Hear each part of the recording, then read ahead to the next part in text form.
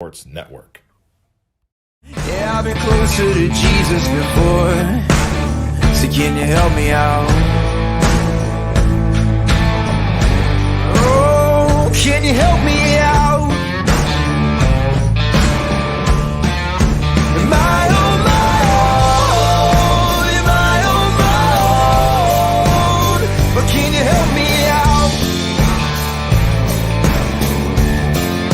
Am I on my own? Am I on my own? Or can you help me out? Can you help me out? I've been scared to look in my soul.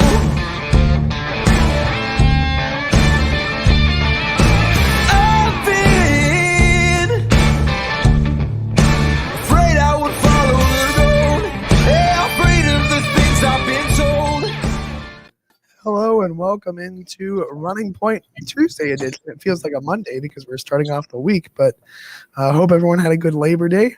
I'm back. My voice, well, it's getting there. It's getting there. We're gonna fight through it. House cleaning. I want to thank everybody for kind of sending me well wishes. Well, I was going through it last week as we got through it, and now we're just fighting to get back. And we have a lot to talk about, Ty. I feel like we have a whole lot to talk about. We missed a week.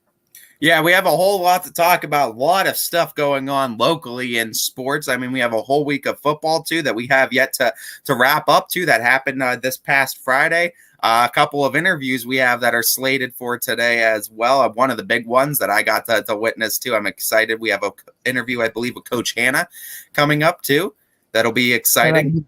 Thursday. Yep, that's what I'm saying. I'm talking about looking ahead for the week. I mean, you have an interview with Coach Hannah coming up this week, which we talked with him Friday. Got his chance to see the Jefferson Falcons. Just exciting to get back to this week. Yeah, and Jefferson's going to be a team. Let's open with the game that you were at because you went to Jefferson. 3-0. They had 3 wins all last year, and here we are talking about them going into the NE8 undefeated. It's a team that has won, I think, only 5 games in the last 4 years. And you're talking about a team that was 0-10 just a couple years ago. But that is just the definition of how you can build a program. And that's exactly what Jefferson's proving, is that no matter how bad or how much it seemed like the program is struggling, you're only a few years away from a total rebuild. And I mean, bringing in Coach Hannah and what he's been able to do with that program. And like he said in that post-game interview, it's just an instance where all the kids have bought in. And now all of a sudden you're looking at a team that was 3-7 all of last year that is now 3-0 over a big win against Edgewood, a team that they haven't beaten in the 3 previous years. So they have the Hoadley Cup solely in their possession. And that is why I said too many times throughout this, it's not just an eye-opener for the NE8. I think it's an eye-opener for all of Division 5. And the biggest one I'm talking about locally, yeah, we know Kirtland is a big one, but that's not the local team I'm talking about. I'm talking about those Raiders of South Range. You better keep your eyes open for the Jefferson Falcons, because when they come into town, you better give them everything you got, because defensively,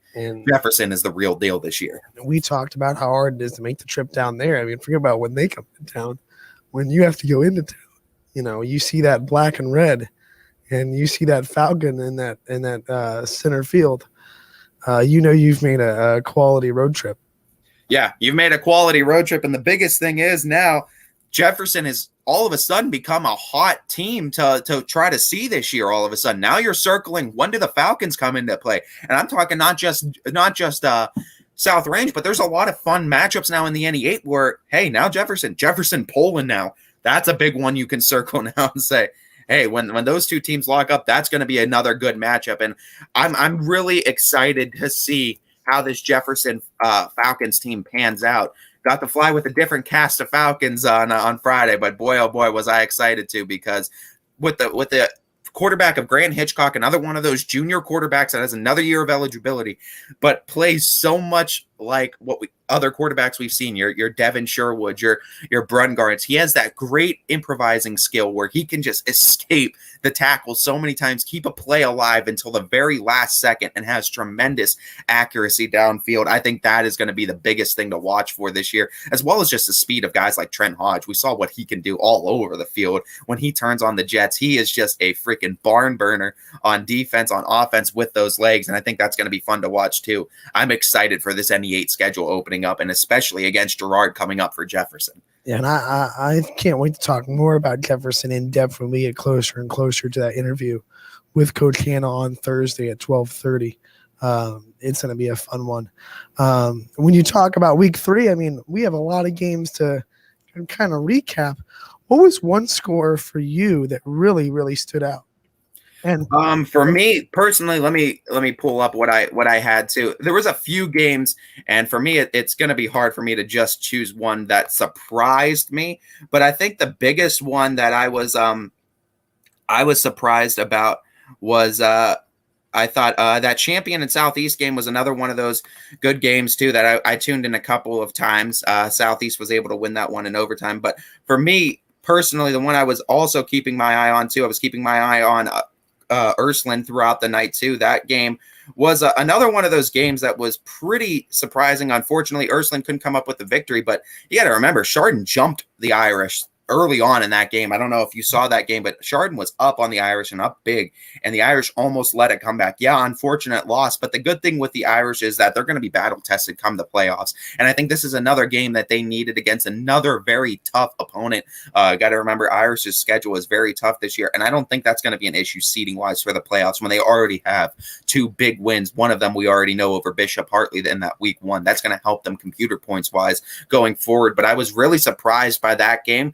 because I thought Ursuline was going to be competitive early on at least. I didn't think it was going to be played the way it was, where they took a huge one. But another one too, and you know what? Brandon McPherson has me believing in this team too. Wyndham, man. Wyndham with a big win over Jackson Milton, a team that I called too, and one of my picks. And I'm believing in the Bombers right now, man. And I think Brandon McPherson has me drinking the Kool-Aid or something over there. But I really am high on the Bombers right now going into this season. You know, and Coach I is going to be someone that we're definitely going to have on the show as the season goes on. Don't worry, we are not going to go without talking to Coach I because he's putting together something very special in Wyndham, and we can all see that. Yeah, absolutely. And there's a lot of great young programs that we saw just from a year ago that are taking that step. And Liberty, another one of those teams you're super high on. And we know Newton Falls, and we know Mineral Ridge. There's a lot of teams that are taking that next step in improvement, and it's really nice to see in the area. I want to remind everybody that the comments section is live, brought to you by Boardman Mitsubishi, whether you're watching on Facebook, YouTube, Twitter, or Twitch. Be sure to leave a comment. What are your takeaways from week 3, the final week of non-conference play in high school football before we see these teams get into the familiarity with their leagues? You brought up Liberty. What a thriller in Lakeview. Overtime thriller. Liberty looked like they had it under control. Lakeview never stopped believing. I feel like that team's bought in, and they made Liberty go all the way to overtime to win that game. And you know what? Lakeview's a team that had to go through some very tough opponents the first 2 weeks of the season. So it's a little bit of a bump in the road, and it's something they had to figure out. But, when talking with Coach Armini of LeBray and what he said about Lakeview, and he said that this is a much improved team, and it might take some time for them to catch up. But like on defense, football IQ wise, all those improvements are there. And I think you're finally starting to see that culminate in Lakeview. And I think this game against Liberty, it just goes to show that they are starting to get it. They're starting to figure things out. Football is not an easy sport where you could just pick up most times in just a couple of weeks and be a dynamic threat on it. It's going to take some time. It's going to be a little bit of a learning curve, but I think you're seeing Lakeview start to make that curve and start to finally put together a program that all these kids are buying into. And I think that's why you saw how competitive they were against Liberty. But you can't take anything away from the Leopards and what they did on Friday night. Another win on their season, I believe now 2-1 going into the year. But it's another team that is drastically really improving their program. And you talk about Return the Roar campaign and everything that they've done over there with Liberty as well, how they're pumped up too. And the fans of Liberty are back, and I think that's huge for this year. I think the Leopards are going to be definitely a fun team to watch as the season progresses. Well, what are the reasons? I mean, DC Farrell is continuing to shine bright. You look at him, he threw for 128 yards, 2 touchdowns, ran for another 68. He's going to be one of the names we have to keep talking about as the season goes on. He's one of those guys, too, that does what he needs to do to win. He might not fill up the box score. He might not have the most yards of anyone in the area, passing or running-wise, but he does what he needs to do to win. And that is one of the things that you love from any player on a team, but especially your QB, especially the man behind center. If that man is doing everything he can to win the ball game, and, if that means handing the ball off, or if that means he has to do it himself, he does it. He executes. He's a man of execution, and he does it very well. And you could see why Liberty's record is what it is. I watched this game while I was, down on Friday, dealing with this illness.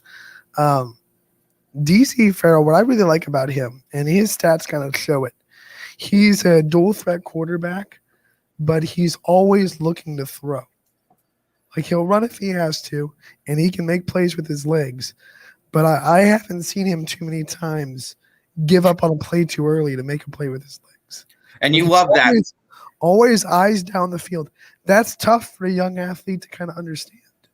And you love that, too, because you know the type of line that Liberty is able to have, and they have some bigger guys on that offensive line. So stay in that pocket. Get that protection initially. When that pocket collapses, you have the luxury of knowing, hey, I can make something happen when the pocket collapses, but let me hold out for as long as I can and just trust in my guys to hold the pocket as long as they can. And when they do, I mean, good things happen as he's able to get passes off. And when he does have time to throw, he's a lot more dangerous. As another one of those quarterbacks too that you got to watch, because like we said, he's one of those that does whatever he can to win. He's a straight up competitor. I mean, and what a name too, DC Farrell. I mean, yeah, DC, the capital. We call him the capital. There you go. LeBreland Wilson, also very impressive for Liberty that night. He scored twice. He had the game-winning touchdown in overtime for Liberty. So, two teams trying to turn things around. I mean, Liberty 2-1, Lakeview, maybe their best showing of the season so far. And their coach said it after the game. They just have to learn how to win. And that's the thing. I mean, you're competing, you're buying in, you're putting in the effort. You just have to learn how to make the winning plays.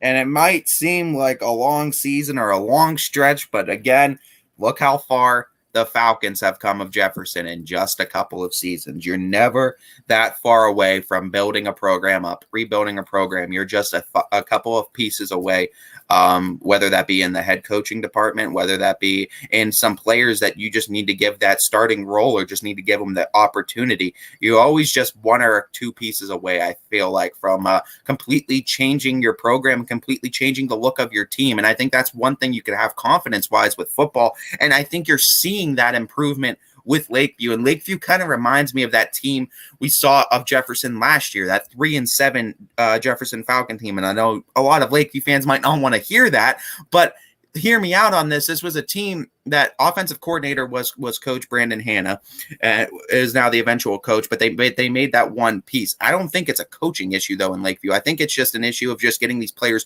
caught up. But the point is, this was a team that was 3-7 last year, but they were competitive in each and every one of their games. Was talking about Jefferson last year. I'm seeing a lot of the same things, at least now from this week and going forward from Lakeview. And if you can stay competitive throughout the season, especially opening up a tough NE8 schedule now, there's a lot of things to look forward to going into next season, especially considering this is a very young Lakeview team.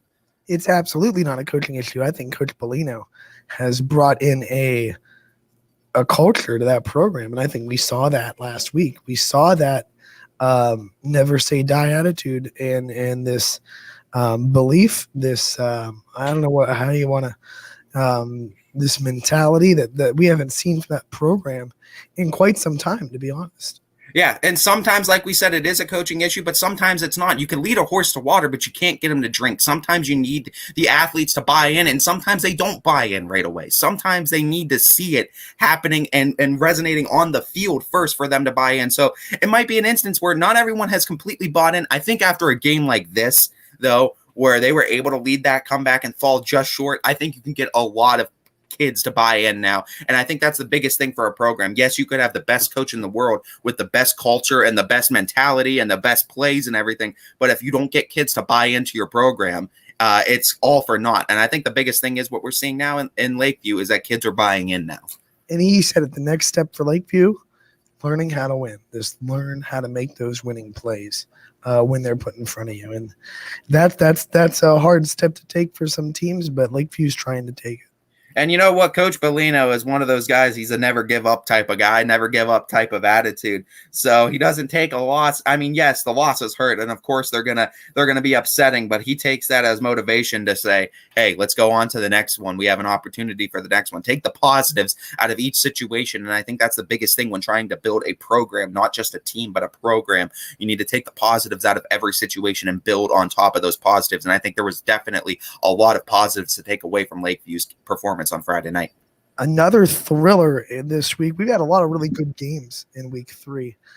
In United, 28-21, the Eagles score with about 2 minutes left in regulation to seal that 28-21 victory over Crestview.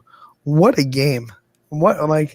Grant Knight continues to impress as the new quarterback. United looks legit. I mean, United really trying to take the reins and grab the bull by the horns of the EOAC this year. They know what they were into last year, that 3-way tie. This was a big win coming into this game against a Crestview team that's trying to figure themselves out a little bit right now, but they still have Cusick behind center, and that's always a threat. So being able to maintain that threat, United's defense did a great job holding Cusick and the Rebels to just 21. This is an offense that can score and put points up on you, especially with Cusick behind center. But I think United did a fantastic job on defense, and I think they did just enough on offense. And hey, that sometimes that's the only formula you need to win. And come playoff time, when you look at that really good defense and offense doing just enough to win, that's the right formula to have come tournament time. So I think this big win for United, but now coming up with another big matchup against Valley Christian this week, I think that's going to be another big matchup because I think Valley Christian's another one of those teams that is going to be up on the rise, especially in the EOAC. Look at Ward Kiko for the Eagles. He ran for 106 yards on just 8 carries. That average is about 13.3 yards per. That's incredible. Incredible. That's one of those. We've done this a couple times on the show. That's one of those stats we just have to stop and just appreciate that number because it's not something you see too often. It's not. And I mean, having threats like that is absolutely huge for United because we already know the passing threat that they had, and you know that passing threat is definitely back this year. They're a passing offense, or an offense that can pass the ball, but having runners and having backs, especially having halfbacks that could rush efficiently like that and get yards on the ground like that opens up the passing game so much more. And if you can get consistency in that department, that's all of a sudden makes this United team much more dangerous on offense. Grant Knight ran for 79 yards on 10 carries. He was also 6 for 10 through the air with 52 yards and a touchdown. So Grant Knight doing a good job leading that team, trying to fill the shadow that Brutus Ogilvy left. Yeah, and it's going to be hard to try to fill that shadow where Brutus Ogilvy and then you have Keaton Baker there too. That connection between those two was huge last year, but I don't think this is an issue where you just got to transition a little bit. And I don't think the passing is an issue because you see still accurate, 6 for 10, but they understand. And I think the biggest thing that United understands is that they don't need to pass a bunch to win right now. And I think you'll see that there will be certain games where you're going to have to take the chains off of him. He's going to have to throw 20, 25 times, and that's just going to be the case. But you got to take each team for what they are each week, and you got to look at their strengths and try to counteract that. And I think that's exactly what you saw, knowing that Crestview has always had a pretty good defense. I think that they returned, if I'm not mistaken, I think they returned a couple of their defensive backs that are now their senior leaders on that team. So it might have been a case where you shy away from the pass a little bit, try to open it up with the run game, but the run game was open all night, so there was really no need to turn to the pass, just keep going to the run, and that was all United really needed to do for victory. So unneeded, or no need to do anything unforced or unnecessary. United gets the victory. Anthony Cusick for Crestview threw 15 for 23, 132 yards. He continues to be a stable force behind center for Crestview. Rockland Bitera, 84 yards on 14 carries and a touchdown for Crestview's run game. So Crestview played well, and they just didn't pull it out. Yeah, unfortunate that they didn't, but this is a team too. And that's sports, right? I mean, sometimes two teams play well, someone has to win. I mean, they were competitive too. It was only a loss by a touchdown, but Crestview is also a team that, yes, you have Cusick coming back, and he's the big piece returning, but the weapons around him are all kind of new faces that kind of need to learn how to play with Cusick over there in Crestview. And I think that's the biggest thing, is you got to get that chemistry built over with the Rebels a little bit. But I think that it's not something that Crestview can't figure out in time to get a spot in the playoffs still. Yeah, they're a little bit backs against the wall right now. They're going to need to figure it out. But I definitely think if these younger guys can come around in time, that they could definitely make a run for the playoffs. But it's just a case of these younger guys need to learn how to play with Cusick at quarterback. Because Cusick, yeah, he's the returning man, but he lost a lot on offense last year, and they got to build that chemistry back up over there in Crestview. Let's recap the game that we were live on Thursday for primetime. Garfield, is this a statement? I mean, I know they've had JFK's number for quite some time, but people were saying JFK looked better than last year, and Garfield, I feel like, not talked about as much in Division 5 because Kirtland's there, South Range is there. Garfield went and really, for the most part, dominated this game against Warren JFK. Anthony Dema, we have to keep talking about this kid in the backfield for Garfield. He's a freight train. He's big, he's fast, and he gave JFK so many problems. And Garfield's going to be another one of those teams that are going to be very, very fun to watch. And, being one of those Division 5 teams, this might be a team you see lock up come tournament time with the South Range or with a Jefferson. And I think that's going to be a really fun matchup if they do. But Garfield is another one of those teams that I think is going to be very fun to watch this year because they have that explosive offense. They were explosive last year. And I think they're coming into the MVAC this year with not a vengeance, but with a statement that they want to make across the whole MVAC, and now opening up conference play after what they just did to the D7 state runner-ups, winning a game by 14 by 2 touchdowns in a game that never seemed as close. And Garfield seemed like they had that one handily the whole time. I think this is a matchup that I think Garfield now going forward this season, they're going to take a lot of confidence away from this, and I think it's going to make them stronger. And if you're in the MVAC, you better watch out because this is going to be a very tough team and a tough matchup if they're on your docket. But talking about JFK, it's unfortunate, but JFK played up divisions last year too, and they lost, and they used that as ways to propel them. They lost to a Howland team last year that was very, very big, and a team that had a lot up, I think, 4 divisions, for JFK last year. So they go up 2 divisions, and they were competitive at least. I mean, it didn't seem as competitive, but the score was competitive at least at the very end. And I think that's what they're going to look at the end of the day. And I think computer points wise, it's not going to hurt them too much. Remember, they lost to this Garfield team last year too, and we all know what happened last year. So yeah. So this is a JFK team that it's a bump in the road, but they definitely look improved still. I think they're gonna keep competing. I think they needed a loss on their docket to ground them a little bit, bring them back to earth, and get them refocused again.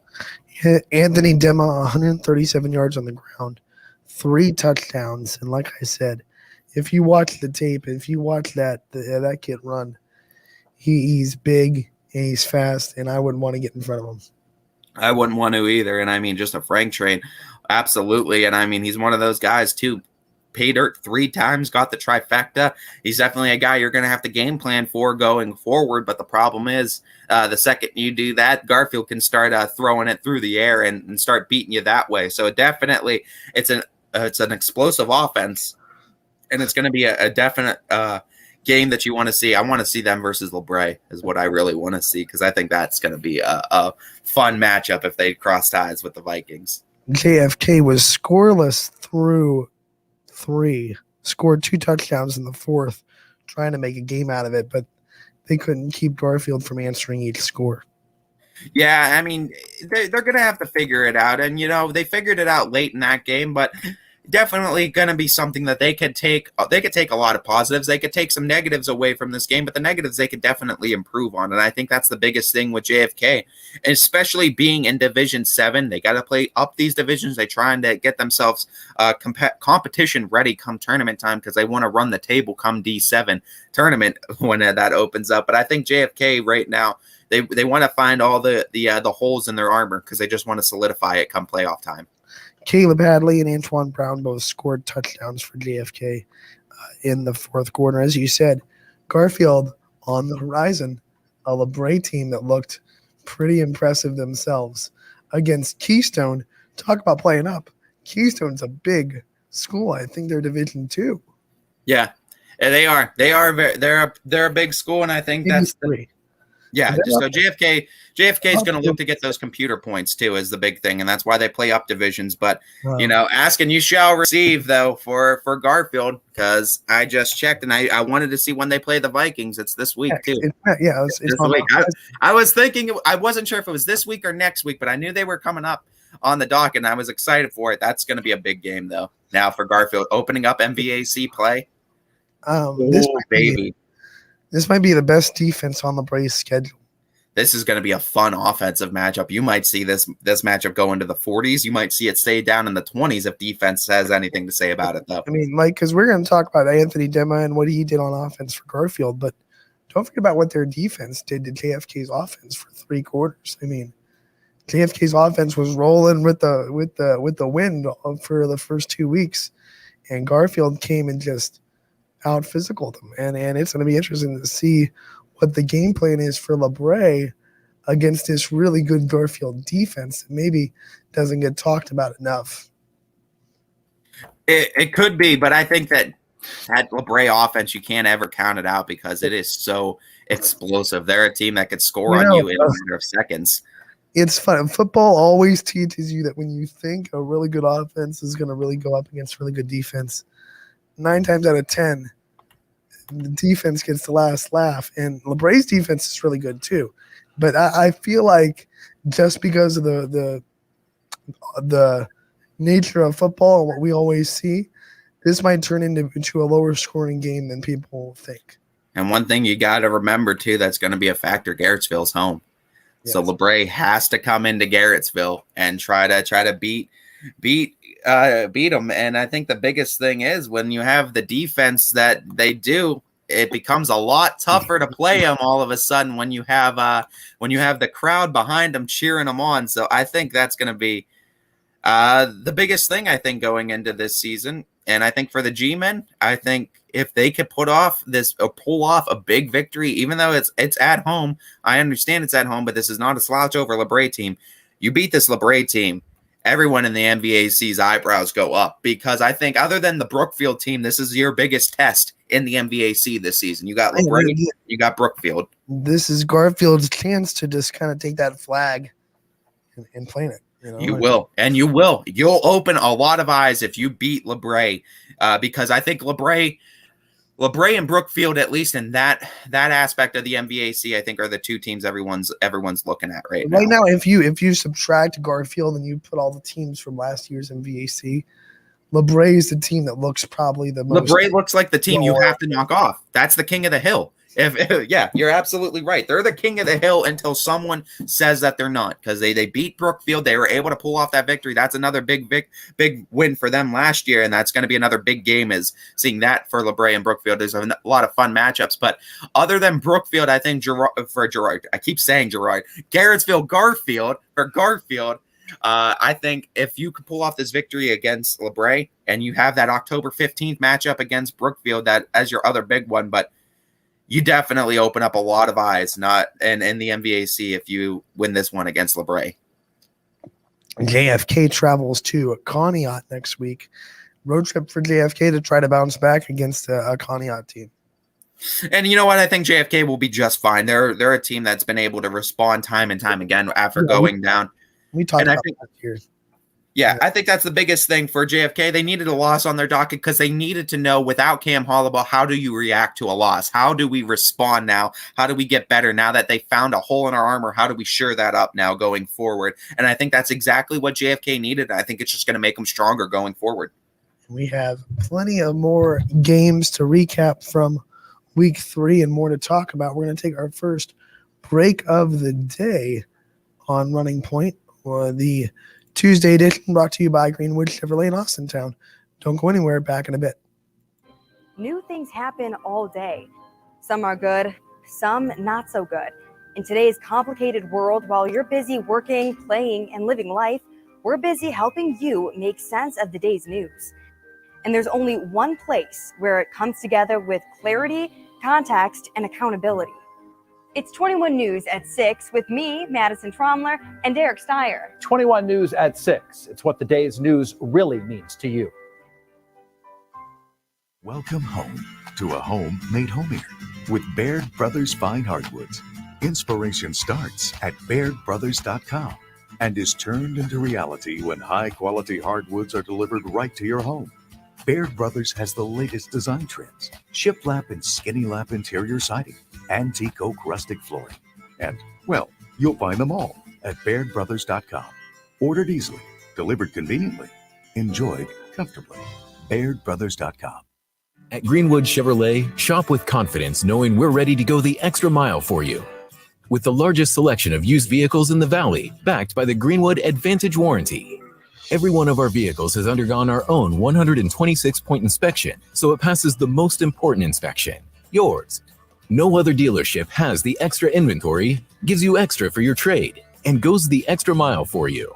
Only at Greenwood Chevrolet. WRS Wealth Advisors, the area's premier wealth and retirement specialists. Located on South Avenue in Boardman. Quality, customer service, and integrity. Those are the 4 words that have driven our success since 1957 at Joe Dickey Electric. Joe Dickey Electric is one Mahoning Valley landmark business that stays current with the requirements of our customers. Family owned and managed, we are an electrical contractor and energy solutions provider. Every member of our team adds to his or her skill set through ongoing training. Residential, commercial, industrial, automotive, and more. We keep ahead of the needs of our customers with a fleet of more than 50 vehicles and 24/7 emergency service, so you're never left in the dark. When looking for home design inspiration, don't just be inspired, be Baird inspired. Whether new or remodeling, Baird Brothers has the latest trends like shiplap to refresh your home. Go from inspiration to installation with our wide selection of in-stock American hardwoods. From the rustic charm of antique oak to the warmth of traditional cherry, Baird Brothers has what you need to make your home inspiring. Baird Brothers, our family's heritage, your family's home. For a great vehicle and a great experience, come to Boardman Mitsubishi today. As always, our full lineup of Mitsubishi models comes with a standard 10-year, 100,000-mile powertrain warranty. Boardman Mitsubishi, your hometown Mitsubishi dealer since 1999. Coca's Pizza, always supporting our community and our local athletes. Stop in on game day or score big and have it delivered right to your door. Check out our daily specials at cocaspizza.com. That's Coca's Pizza, we serve it hot. At Hubbard Chevrolet, Hubbard can help you get the financing you need, regardless of your situation. I'm Tony Page, and I've helped thousands of customers in Northeast Ohio and Western Pennsylvania buy a vehicle. Visit HubbardChevy.com to get pre-approved. Remember, folks, Hubbard can help.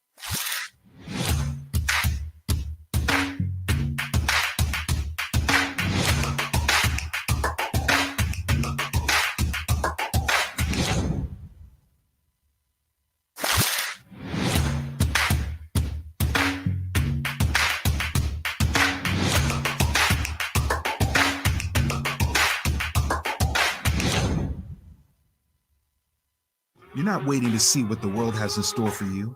It's more about what you have in store for the world. All you need is the opportunity. All you need are the resources of a large university. and the advantages of a personalized academic setting, where you can experience new worlds in the arts and sciences, business, and education, and make them your own. We are where you shape your future. We are Youngstown State University, and proud.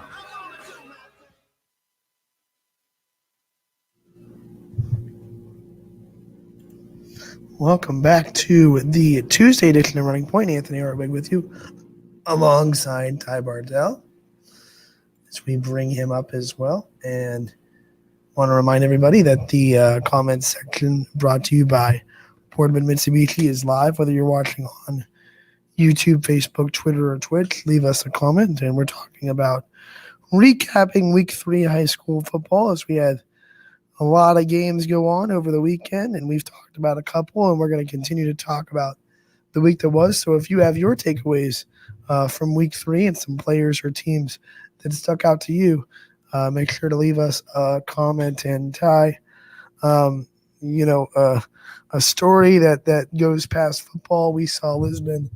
Lisbon was playing for a lot more than football, and one of those stories that just goes way past the game that we have to bring up. And we saw incredible sportsmanship and respect from the team in Toronto. They came in and was part of the pregame prayer at midfield before the game started. It was just one of those moments that makes you realize why we love sports so much. It's one of these games too that I'm not even going to talk about the final score because it's secondary to it. The score doesn't matter in this game. If you want the score for this game, our partners at WFMJ have it posted. I'm sure have it posted in the story as well, but it's not what matters in this game.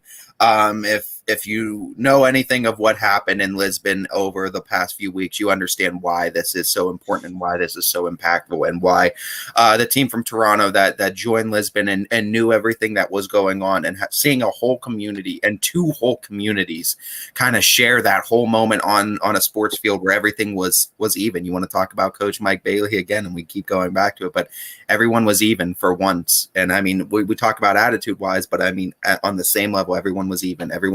There was no football teams. There was no games for a second. There was no competitiveness. There was none of that where it's looking at the other person, you're looking at him as a friend and not someone you're about to go up against. And everyone was even for one moment on that football field. And I think that just seeing that was a powerful moment. I think the whole game was just powerful because Lisbon was playing for something more. And I think that's why it was such a huge game.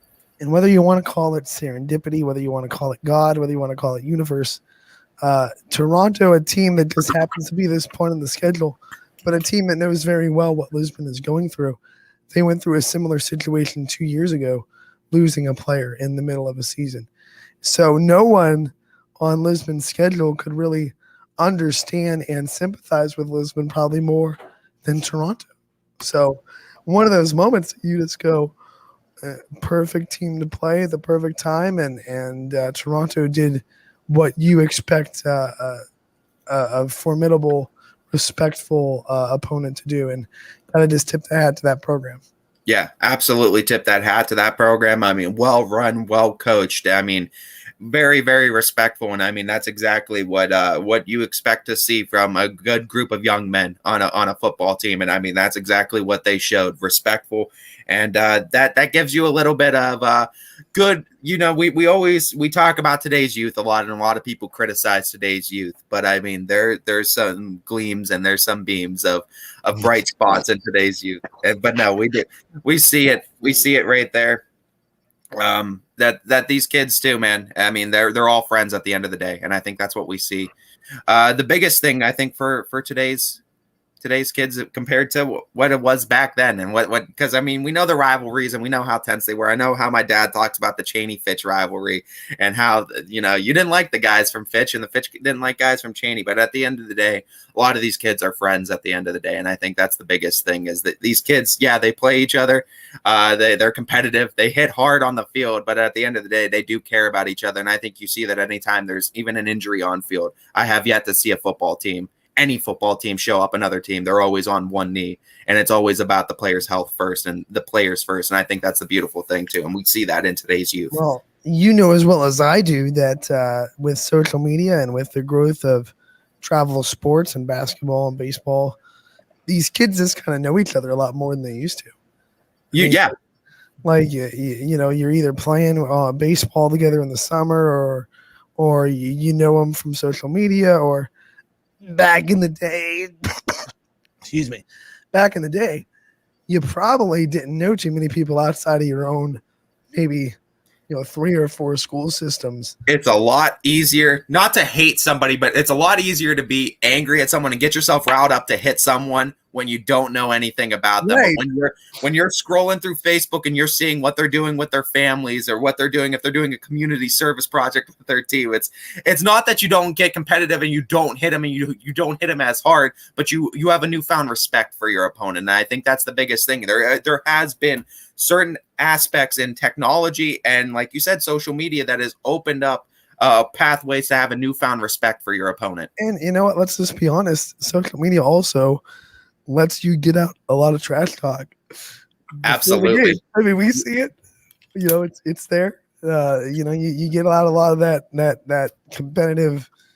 You know, I don't want to say nasty, but that, you know, the mean energy. You get it out as the week goes on. So it's kind of like a slow burn instead of a everything comes together on Friday night, and you just gives you a lot of excitement for Friday. Like you said, a slow burn before we get to the eventual firework, but it's a long fuse getting to Friday. But it makes things a lot funner. I think the kids too get a lot more into it, and I think that's the biggest thing. You have a direct line to any player on any team to where you can say whatever you want to say to them before the game. So I think it adds that competitive nature to it, and you can do a little bit of trash talking before the game directly to the person opposite to you. And Beaver Local, let's move to Beaver Local, because they were a team that was struggling first 2 weeks of the season. And man, did they take it out on Minerva 55-7. The Beavers get their first win of the year in absolute emphatic fashion. What an impressive week 3. And now the Beavers get to look ahead to, I believe, that East Liverpool game this week. That's going to be a huge game too for Beaver Local, and that's going to be a game. I think there's a lot of fun week 4 matchups. We already talked. We got Garfield and LeBray. And now we got East Liverpool, Beaver Local. A lot of fun week 4 matchups, and it's a lot of teams opening up conference play. But this is a huge one now for Beaver Local, because it can put them right back on track for the season after getting this big win against Minerva, where I think they took a lot of their frustrations out after the first 2 games of the season, and they got a lot of those frustrations out, and it culminated in a victory. Now you go up against your rivals that beat you last year, but you have a little bit, because you did beat them in the volleyball game. Beaver Local did. So you have a little bit of trash talking going on there too, because you know how big the rivalry is across platforms, not just football, but football is a huge part of the rivalry. But Beaver Local, now you get a win against East Liverpool, you're right back on track for the season. You're 2-2, and you got that big win over your rivals. All of a sudden, there's a lot of momentum strolling around in Beaver Local. Yeah, when you talk about some of the standout players for Beaver Local in this win, I mean, Caden Foster had a great day catching the ball. He had a couple of touchdowns, one on the screenplay, a 20-yard pass screenplay to him. You look at Blake Lucas, who had a couple of big runs, a 63-yard touchdown run. And then you look at Austin Klein, who's starting to throw the ball pretty well for Beaver Local. Maybe they're starting to put something together right before that East Liverpool game. And you know what? It's offense that needed to work with each other. And I think you're seeing that over the course of 3 games. They're starting to build that chemistry, and things are starting to work out. And I think this last game, an offensive explosion over there in Beaver Local, and one that I know Mikey McKenzie, too, was having a fun time calling all night. He was having fun. I think, having a fun time.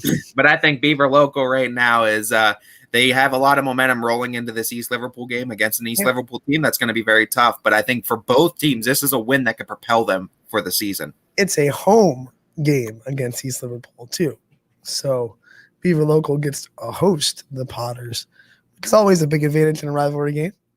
Oh, huge advantage. And I think that's going to be big. Beaver Local fans need to turn out. Turn out. Let's go. Turn down for what? Third down for what? You know? As it's going to need to be a big defensive game, I think, too, because I think both these teams coming in needing a win And I think a win would definitely put both these teams in a great position at making the playoffs. A loss is really going to give them a tough hill to climb going into the second half of the season, or winding down the first half of the season, rather. I think this is definitely a matchup for both teams. I mean, it's already a rivalry game, so they're going to want to win it, but it's a game that both these teams need. And, you brought up Ursuline a little bit earlier, and if you have to talk about this game, I know Ursuline fans probably want to forget it, but, they go up against Chardon, who won state last year, right? Or got there. I think they got there. I can't remember if they came away victorious. They beat Canfield in that state. I know they beat Canfield, and that was that because that's always been Canfield's big thing in every sport too. It was Canfield always running into Chardon. Wait, I mean, that's what three for Canfield and Chardon. Yeah, D3. Okay, so playing up a division is Ursuline, and they went down early. I mean, it was 33-0. They came back. They came back and made this a heck of a game. They did, and almost pulled off the victory. You got to remember, I think 27-3 run following the 33-0 for Ursuline. So Ursuline's defense started putting it together. It's one area too where they've been questionable too, Ursuline's defense, and I think Coach Reardon said something to them at halftime or something or another, because they turned it up on defense, just couldn't get enough against Chardon's, because Chardon still has a very good defense. They ran out of time is basically what happened to the Irish. Their comeback stopped short because they ran out of time. You give them another couple offensive possessions, I think they could work their way back into it, but you got to give it to Chardon. They built up enough of a lead, and they took advantage of Ursuline's defense when it was down, and they got themselves enough of a lead, and they were able to hold it on the backs of their defense enough to burn enough time and leave Brady Shannon with no time left and get a big victory over the Irish. I think this is definitely a game, though, where Ursuline's going to look at their defense and realize we need to play like we played in that second half against Chardon, because that's championship defense. You'd love to. I mean, of course, you'd love to see consistency if you're Coach Reardon, and you have to tell your guys, we can't give up 2 quarters and then decide to play. But that's gonna be a locker room discussion between him and the team. I'm sure that's an easy fix. That's just, hey guys, focus when we start the game, play 4 quarters. When you look at it, maybe this loss is the best thing that could happen, because we've said it with week 1 with Springfield. We said it now with JFK. Sometimes a loss kind of brings you down to earth a little bit and focuses that team for the rest of the season. Yeah, and I think I said this is not a team where you necessarily want to beat, because if you beat them, you are making them stronger, because Coach Reardon's gonna make sure that this team improves. All of Division 4 is saying, stop it, because I don't want Ursuline being a 5 or 6 seed. I get the privilege of seeing the Irish too in just a couple of days as they come into Fitch. Ty says that with a little bit of a smirk on it. I'm excited for this one, because Fitch is also upset not being able to play this last week, having their game canceled. So coming into this one, this is going to be exciting. We saw it last year. Fitch was able to beat the Irish last year. It's going to be Shannon Sherwood too. And it's going to be, I think it's going to be a fun matchup, because Irish are coming in mad, and but definitely so are the Falcons. So I think this is going to be another good matchup. Who do you think is matter in that matchup? Like Fitch getting their game canceled the day before and just kind of rug pulled out from under them, or of course losses hurt, but who do you think comes into that game with more fire? I don't know right now, because I know Coach Parker was looking forward to playing another Division I team against Glen Oak, trying to get another victory after beating Kent McKinley. Fitch being a Division II school, they want those victories against D1, because that's going to help them computer points wise. And they thought they had a great chance against Glen Oak, and now not having that opportunity against D1, now you have to go down divisions. I think it's going to get them upset. But you know what? The biggest thing I think that we have to remember, Coach Parker has never lost in the regular season since he's taken over as coach of the Falcons. He's never lost in the regular season. So this is going to be a big matchup at Fitch too. That's going to be huge, I think. But we know what Coach Reardon is able to do with Brady Shannon, and we know how special Brady Shannon is against some of the best teams. He plays up divisions all the time, and he goes up against some of the best. So Division 4 playing up 2 divisions against the Falcons team. Don't read too much into that with Brady Shannon and that Irish team, because that's a very talented squad over there. And do you think maybe Ursuline a little bit of a chip on their shoulder? Like, I feel like there's no way that people realistically are disrespecting them after that loss. But some people out in the fringe might see, hey man, you went down 33-0. You were getting smoked. And they might hear that because we said social media, you hear stuff. I don't know. The little chip on the shoulder for Ursuline saying, okay, you wanna like knock us after one off week? Well, we're gonna show you something.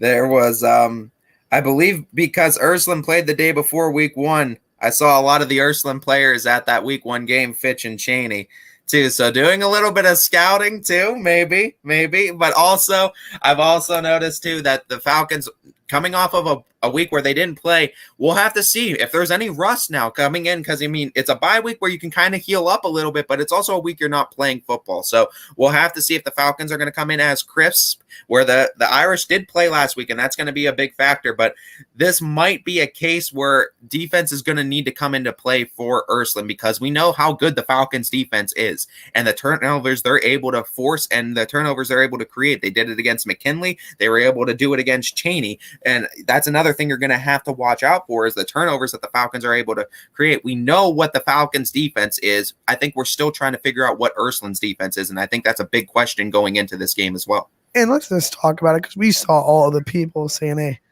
I'm trying to get Fitch a game because their game got canceled, I believe Thursday afternoon.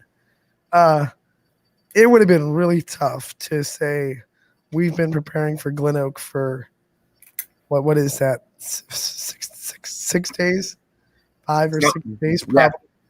Yeah. And then Fitch isn't gonna last second schedule a cupcake there. If they're gonna get somebody, they're gonna get somebody good, and saying, hey, we're gonna have just kind of throw together a game plan and throw our guys out against a really good opponent in a matter of 27 hours. It would have been a really tough task. They tried to. They reached out to a Kirtland team, and they couldn't get that game scheduled. But I know that was a game they wanted to get. They wanted to schedule Kirtland just to get a tough competition. We texted each other off the air. Well, obviously off the air because we were on the air on Thursday. Yeah. But we texted each other as soon as that game. And then we saw Kirtland go open, and we just got, oh. Yep.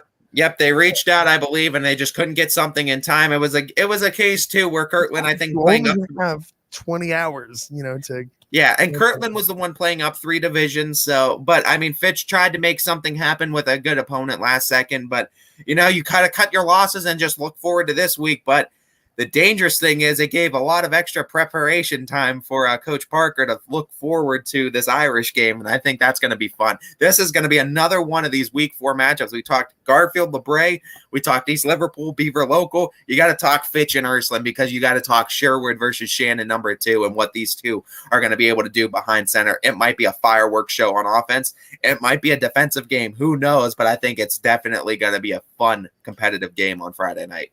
Sherwood, in a journey in a Sherwood forest with Devin and his merry men. Yes, sir. And I mean, we'll have to see what the Irish can put together. It's going to be a fun matchup on offense, though, I think. That's going to be a hard one to pick when we pick our games on. It is. It is going to be a very tough one to pick. I want to talk a little bit about Boardman, because they went to a pretty decent trip to Massillon Jackson, a team that hasn't been 3-0 since 2012 in Massillon Jackson. And to the Polar Bears' credit, they're putting together a really good season. They looked good. Boardman fought tooth and nail, but lost 20-14.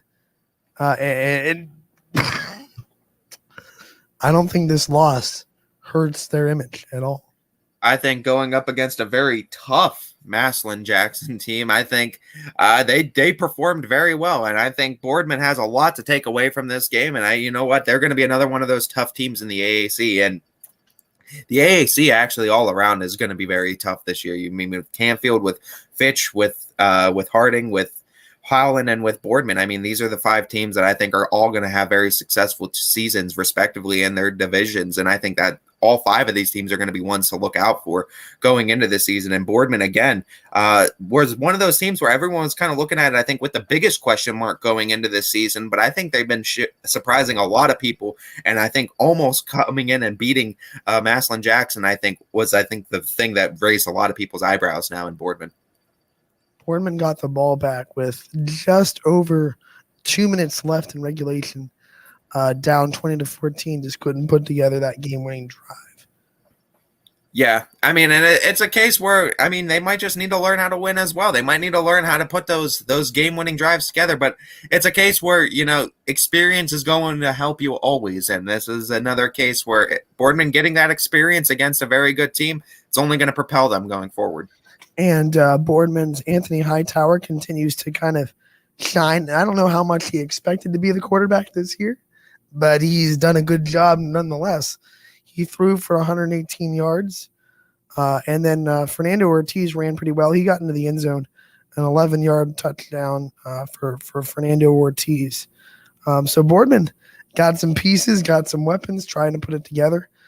Maybe doesn't look the way that they thought they were going to look in June, but I think a formidable Boardman team going forward. And it's a perfect segue to remind everybody that tonight Steve Leslie will be doing the coach's corner with Seth Antrim down at Coco's Pizza.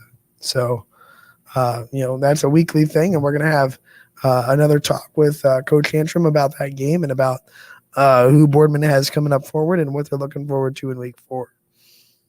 Yeah, I think there's a lot of things to look forward to in Boardman. And I think they're another one of those games that's going to be on Fitch's docket that's going to be fun to watch, because I think this is going to be the most competitive Boardman team we've seen in the last couple of years for the Falcons. I think it's going to be very exciting too, because when Boardman's really good and the Falcons are really good, it makes that rivalry that much better. And this game this week against Howland, it's sneaky interesting because we all know what Boardman did to Howland last year.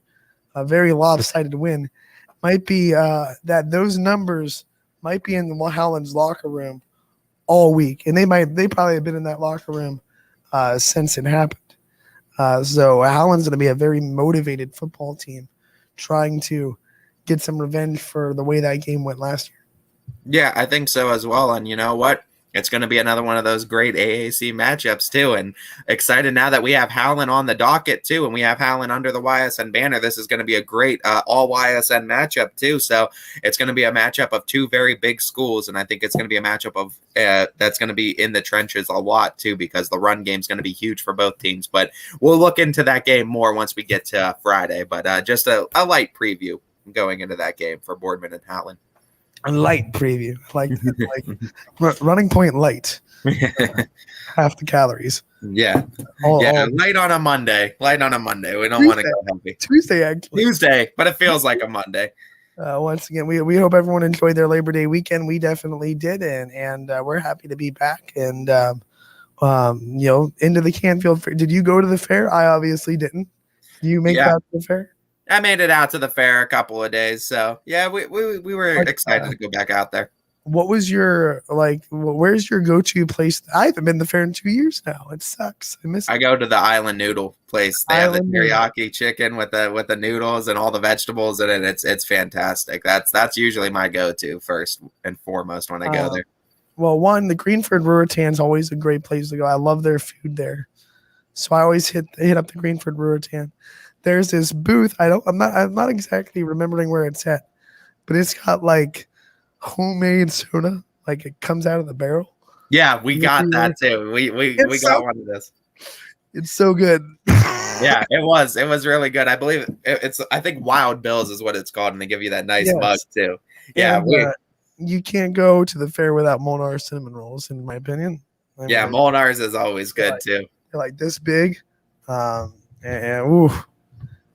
fair fries are the best. Don't get me wrong. The Springfield Township fair fries are my favorite. The ones made with the peanut oil are super. Here's the thing. I'm not. A lot of people like those fair fries with vinegar. I don't like vinegar at all. Oh no, me and my wife, we both love the vinegar. So we lather it up with the vinegar and even the salt. even the smell of vinegar, I'm like, you know, I get one of those faces that looks like you just like you're a hyena. You're appalled by vinegar. It's one of those smells that offends me when something you know, like something smells so bad that it actually it offends you. You know. Yeah, I get you. If vinegar does that for you. Yeah, vinegar is not vinegar, and then you know, I've had some traumatic experiences with mayo, and I've never liked even the smell of mayo. I can understand that. I understand that fully.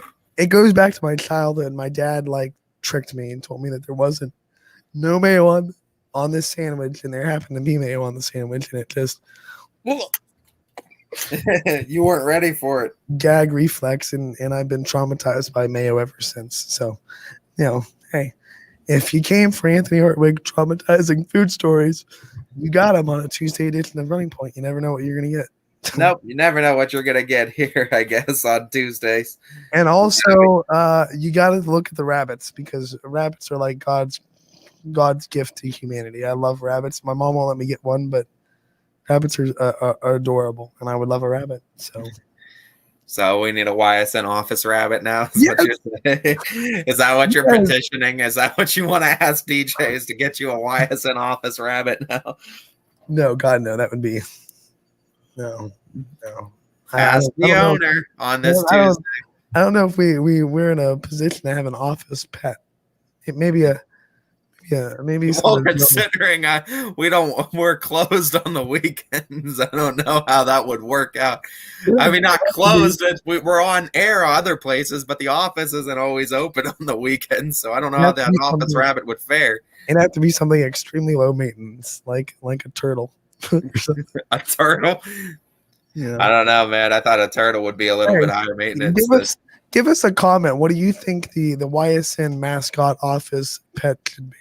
We'd love to hear from you on Facebook, YouTube, Twitter, or Twitch. We're going to take a quick second break here on Running Point. Be back in a bit with the Tuesday edition, brought to you by Greenwood Chevrolet in Austintown. Don't go anywhere. Back in a bit. Every customer has a story, and at Greenwood Chevrolet, we are committed to making sure it ends with you in the right vehicle. I get to be part of somebody's adventure, whether it's buying a car for the first time, helping them get approved, or finding the perfect car for their budget. I'm proud that people trust me with their finances. They trust me to take care of them, and they trust me with their story. I'm Tracy, and I'm ready to go the extra mile for you, only at Greenwood Chevrolet. Working with your family can be stressful at times, but because they're family, you know that you're going to get a loving, honest answer, even when things don't make sense to any problem. Dealing with Medicare can be confusing and overwhelming. That's why here at Myers Family Insurance, we do our best to give you honest and caring answers to all of your questions. Family, like Medicare, isn't always perfect, but when you put others first, the results can be amazing. For all your Medicare needs, call Myers Family Insurance.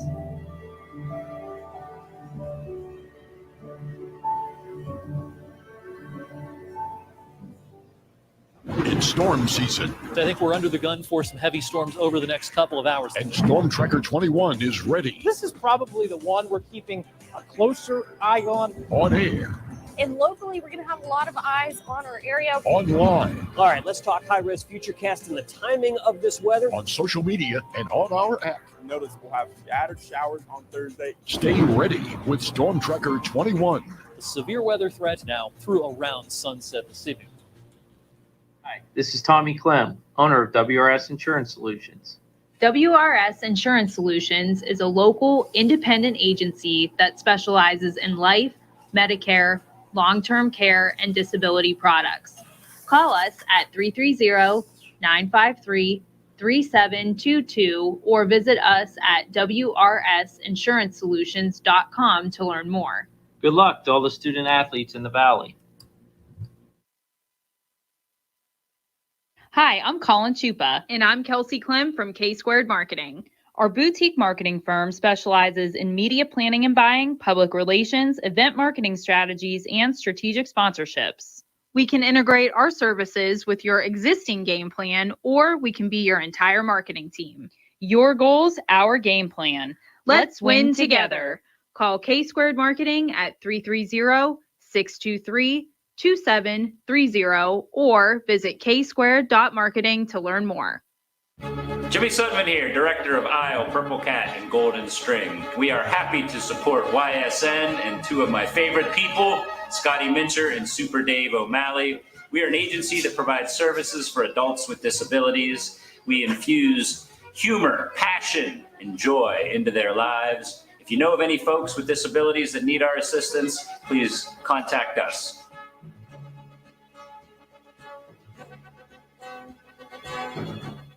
Your teams work hard and give it all they've got. Well, so does ours, because 21 Sports and YSN give you extra effort when covering local sports. 21 Sports and YSN, winning coverage of our Valley's teams.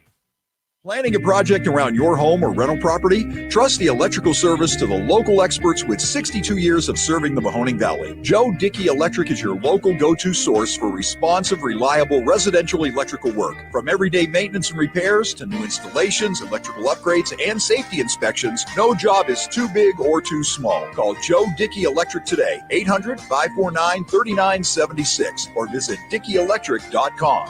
That's DickeyElectric.com. Dealing with Medicare can be confusing and overwhelming. That's why here at Myers Family Insurance, we do our best to give you honest and caring answers to all of your questions.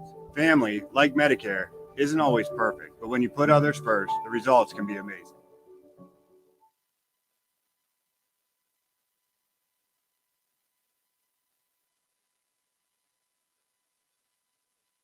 Hello, everybody, and welcome back to a Tuesday edition of Running Point, brought to you by Greenwood Chevrolet in Austintown. Anthony Hartwig alongside Ty Bartell, as we have Tuesday that looks and feels a lot like a Monday. We're recapping all the action from the weekend, and what a Labor Day weekend it was in the Valley with sports, and a team that, remember when Niles didn't score a point in week one?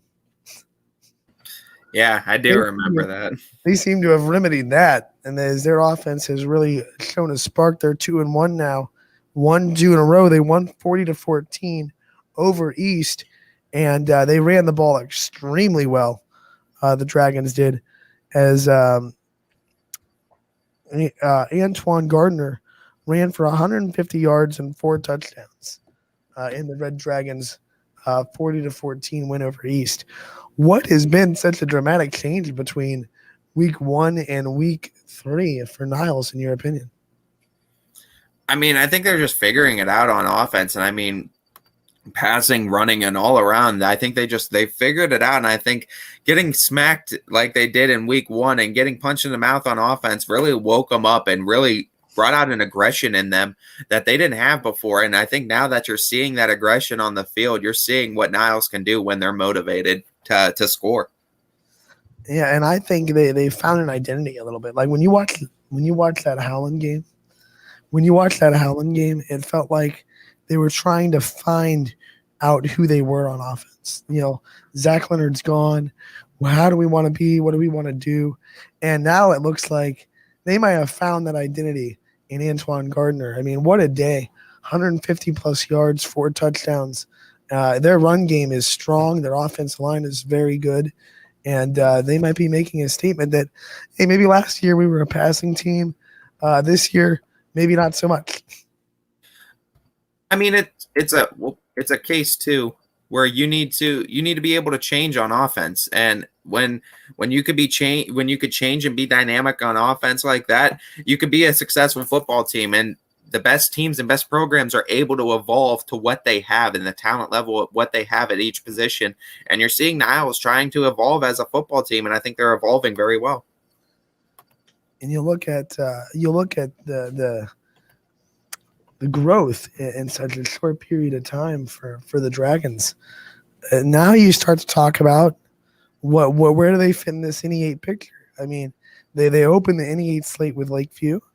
They're 2-1 on the year, and it's another piece of the puzzle that makes that NE8 so interesting. Struthers has been up this year too, playing well above what everyone expected. So has Jefferson. Poland is Poland. South Range is South Range. I mean, Hubbard is improved from last year. They finally beat Mooney. TC Caffey is going off this year. Gerard's been explosive on offense. Even week 1 when they lost to Streetsboro was hanging with one of the best teams in Division 3 for 3 quarters. I mean, this NE8 is going to be one of the most competitive divisions in all of high school football, and it's a gauntlet. You have to beat these teams, and it's going to be hard for Niles. I mean, opening up with Lakeview, they're coming off of a loss though, where they're pretty upset because they almost came back in that one, and they're going to be probably the best you've seen them all season in this week 4 matchup. It's going to be great too, I think. Now that we have all NE8 teams playing each other, who knows what's going to happen now going forward? You know, I'll tell you what, it's become a coach's cliche in sports. There are no easy games. There are no easy games, and I get it. I think for real, there are no easy games in the NE8. I mean, you look at all these teams, they all have ways to beat you. They all have weapons. They all have things that make them very formidable. And even Lakeview, who is sitting at 0-3, they proved this week they have pieces and they have weapons you really have to respect. They're not going to be stepped over in this NE8. Well, yeah, exactly. And you know what? This is a Lakeview team that has the talent level, and you aren't telling me Lakeview's going 0-10 this year, because I won't believe you. So that means someone's got to lose in the NE8. So I mean, that's the crazy part going forward. All these teams you can see having a successful second half of the season, but they have to all play each other is the wildest part. And you know, who's coming out on top of the mountain is the biggest question. That's the craziest part, because they have to beat each other up. So there are going to be teams with, you know, less than stellar records just because they have to play in the NE8. But we talked about this at the beginning of the season. Because the NE8 is spread out through divisions, we might see 7, 6, 7, 8 NE8 teams in the playoffs. You know? You very well might, and that's the exciting part about it. But they have to beat up each other, and they have to do enough winning and losing against each other to do it. It's going to be crazy, but it's definitely going to be exciting come playoff time for the NE8. So Niles goes to Lakeview next week. East, they're 1-2. They're going to look to bounce back. Ellett is who they have on the slate in week 4. I haven't closed the book on East one bit. They looked they looked really impressive in week 1. You know, they're still trying to find themselves a little bit, but not closing the door at all on the Bears having a formidable season.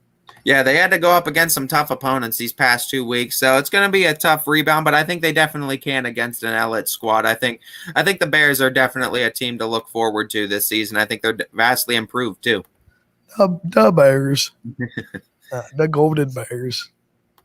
I agree. I think when you look at East, they might be one of those monkey wrench teams that throws a monkey wrench into a team season, because they might not get the respect they need to get in a week leading up to them, or they might be a trap game. Or we see wild things happen. East definitely has, like I said, like with Lakeview, like with the teams in the 88, East has weapons and pieces that make them a team that can beat you if you don't give them their best. Yeah, absolutely, and I think it's gonna be a case too. If Ella doesn't come in prepared, that East is definitely a team that'll surprise you. But I mean, that's just part of another one of these week 4 games, man. There's a lot of them that are on the docket, and all of them are fun. You talk about the NE8 schedule opening up. You know, you have Jefferson and Girard. You also have Hubbard and Poland, which is going to be another one of those games that's going to be incredible this upcoming week. Niles and Lakeview, you talked about, Anthony. South Range at Struthers, I think, is going to be another one that you can't count out that Struthers squad if you're South Range, especially. And Struthers has been impressive, 2-1 to start the season. No, I mean, and we move from that Niles game, and man, Mr. TC Caffey, he might be leading the state in rush yards. I mean, we'd have to dive into stats and numbers, but continuing his unbelievable season, 16 carries, 226 yards, 4 touchdowns for Mr. TC Caffey. He's been an absolute animal, and it's going to be so fun this upcoming week against that Poland defense to see what TC can continue to do. But both of these teams are so battle-tested already. It feels like going into this game. And Hubbard, though, I think coming in with all the momentum, as hard as it's saying, because, Poland doing what Poland does after losing game 1 of the season, going on to win the next 2. But I think Hubbard has all the momentum after getting that monkey off their back, beating Mooney, and all around just what TC Caffey's been able to do this season. It's been incredible, but he has to go up against that front 7 of Poland's defense, and that's going to be a clash that's going to be worth watching. Total control, touchdown central, whatever you want TC to stand for. He's a cup of coffee, I'll tell you that much. He is. He absolutely is. He gets the whole team energized, that's for sure. Oh, I like that. 47-14, Hubbard just destroys Shaw, East Cleveland Shaw. Impressive. Hubbard looks like a monster this year, and 3 teams in the 88 look almost near unstoppable this year. I know Poland's 2-1, but the last 2 weeks, Poland has looked very impressive. Hubbard looks impressive. South Range looks almost unstoppable. You get giddy because they have to play each other. So it's like, oh, Hubbard has to play Poland. Oh, they also have to play South Range. Oh, there's also going to be a Girard and a Jefferson matchup in there too. Like, there's a lot of fun matchups. We've been talking about all these teams we're excited about, all these very good football teams the first 3 weeks of the season. We've been talking about a lot of NE8 teams, and now these teams have to play each other, and it's going to be so fun. And it's going to be hard to pick these teams against each other from what we've seen, all of which have been pretty impressive the first 3 weeks of the season. Speaking of Poland, how about Mr. Jack Fulton? Look at this kid. He rushed for 133 yards and 2 touchdowns. He continues to he's one of those guys, quarterbacks, we see not too many quarterbacks in the area that are returning and experience returning. He is one of them, and he's putting together a very impressive season under center for Poland.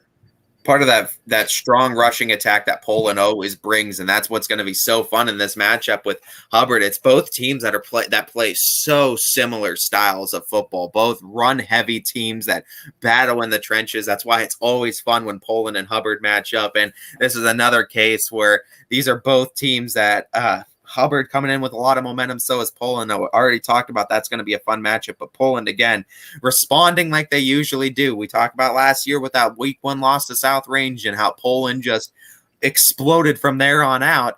And similar so far this year after that week 1 loss to Canfield, and it was a close matchup. Seems like Poland has all of a sudden gotten their mojo back and are playing like the Poland we know. A combined 204 rushing yards for the Bulldogs on the ground. Jack Fulton once again getting 133 of those. Poland ran for 4 touchdowns. And they beat Howland 27-14. And you have the flip side of this game, Howland's offense is still starting to struggle this year. 6 points against Niles, 14 here against Poland. 2 tough defenses, don't get me wrong. But their offense is still struggling to find some kind of rhythm. Yeah, absolutely. And it's something you hope that they figure out going forward, and it's something they're going to need to figure out going forward if they want to continue to be competitive. John Perry was a bright spot for Howland. He definitely found a big play, a 52-yard touchdown pass to Carter Mack to get Howland on the scoreboard. So, the bright spots for Howland, the offense is there. Glimpses of it. They just have to find consistency, and they have to find a rhythm. And like Niles, probably in week 1, maybe a little bit of an identity issue for Howland's offensive scheme. Yeah, and it's something that I have no doubt will have to figure out, but I think they will. I think they'll be just fine. I mean, they're a team that has a tremendous size and a tremendous amount of guys that are always working at their craft. So, I mean, there's new names that are always going in and out of that Howland program, so you never know when they might find a diamond in the rough, too, or find that one kid that they needed to push just enough, and he becomes a star, too. So, Howland, I think, will be just fine. Here's the thing, too. Their defense is good enough to keep them in games. I mean, absolutely. They're not going to get blown out. They're not going to get taken to the woodshed by an offense. Their defense keeps teams down enough that if their offense, it doesn't have to be like explosive and amazing and fireworks everywhere. They just have to be consistent and score when they're given opportunities. Howland will be fine because their defense is legit. Yeah, I think they'll be fine too. I agree with you wholeheartedly. I think the defense will carry them. They just need to figure out how to get enough on offense. And you look at some other scores throughout the weekend in the NE8. South Range, man, what can you say? What can you say about the Raiders and how they've looked this year? They continue to impress. And you look at what they did to Canton Central Catholic, a team that has had their athletics programs number for a couple of years. In other sports, the football team exercising some demons with Canton Central Catholic and blowing the doors off a little bit. Yeah, I think so as well. And I think, South Range, a lot of people think this is a potentially 10-0 team, but they have to go through that NE8 schedule. And, those games you circle, I want to circle that Jefferson game. I want to circle the Poland game. I want to circle the Hubbard game. I mean, there's a lot of tough matchups too. And any of these NE8 teams can surprise you. And you're looking right at this week, South Range playing Struthers.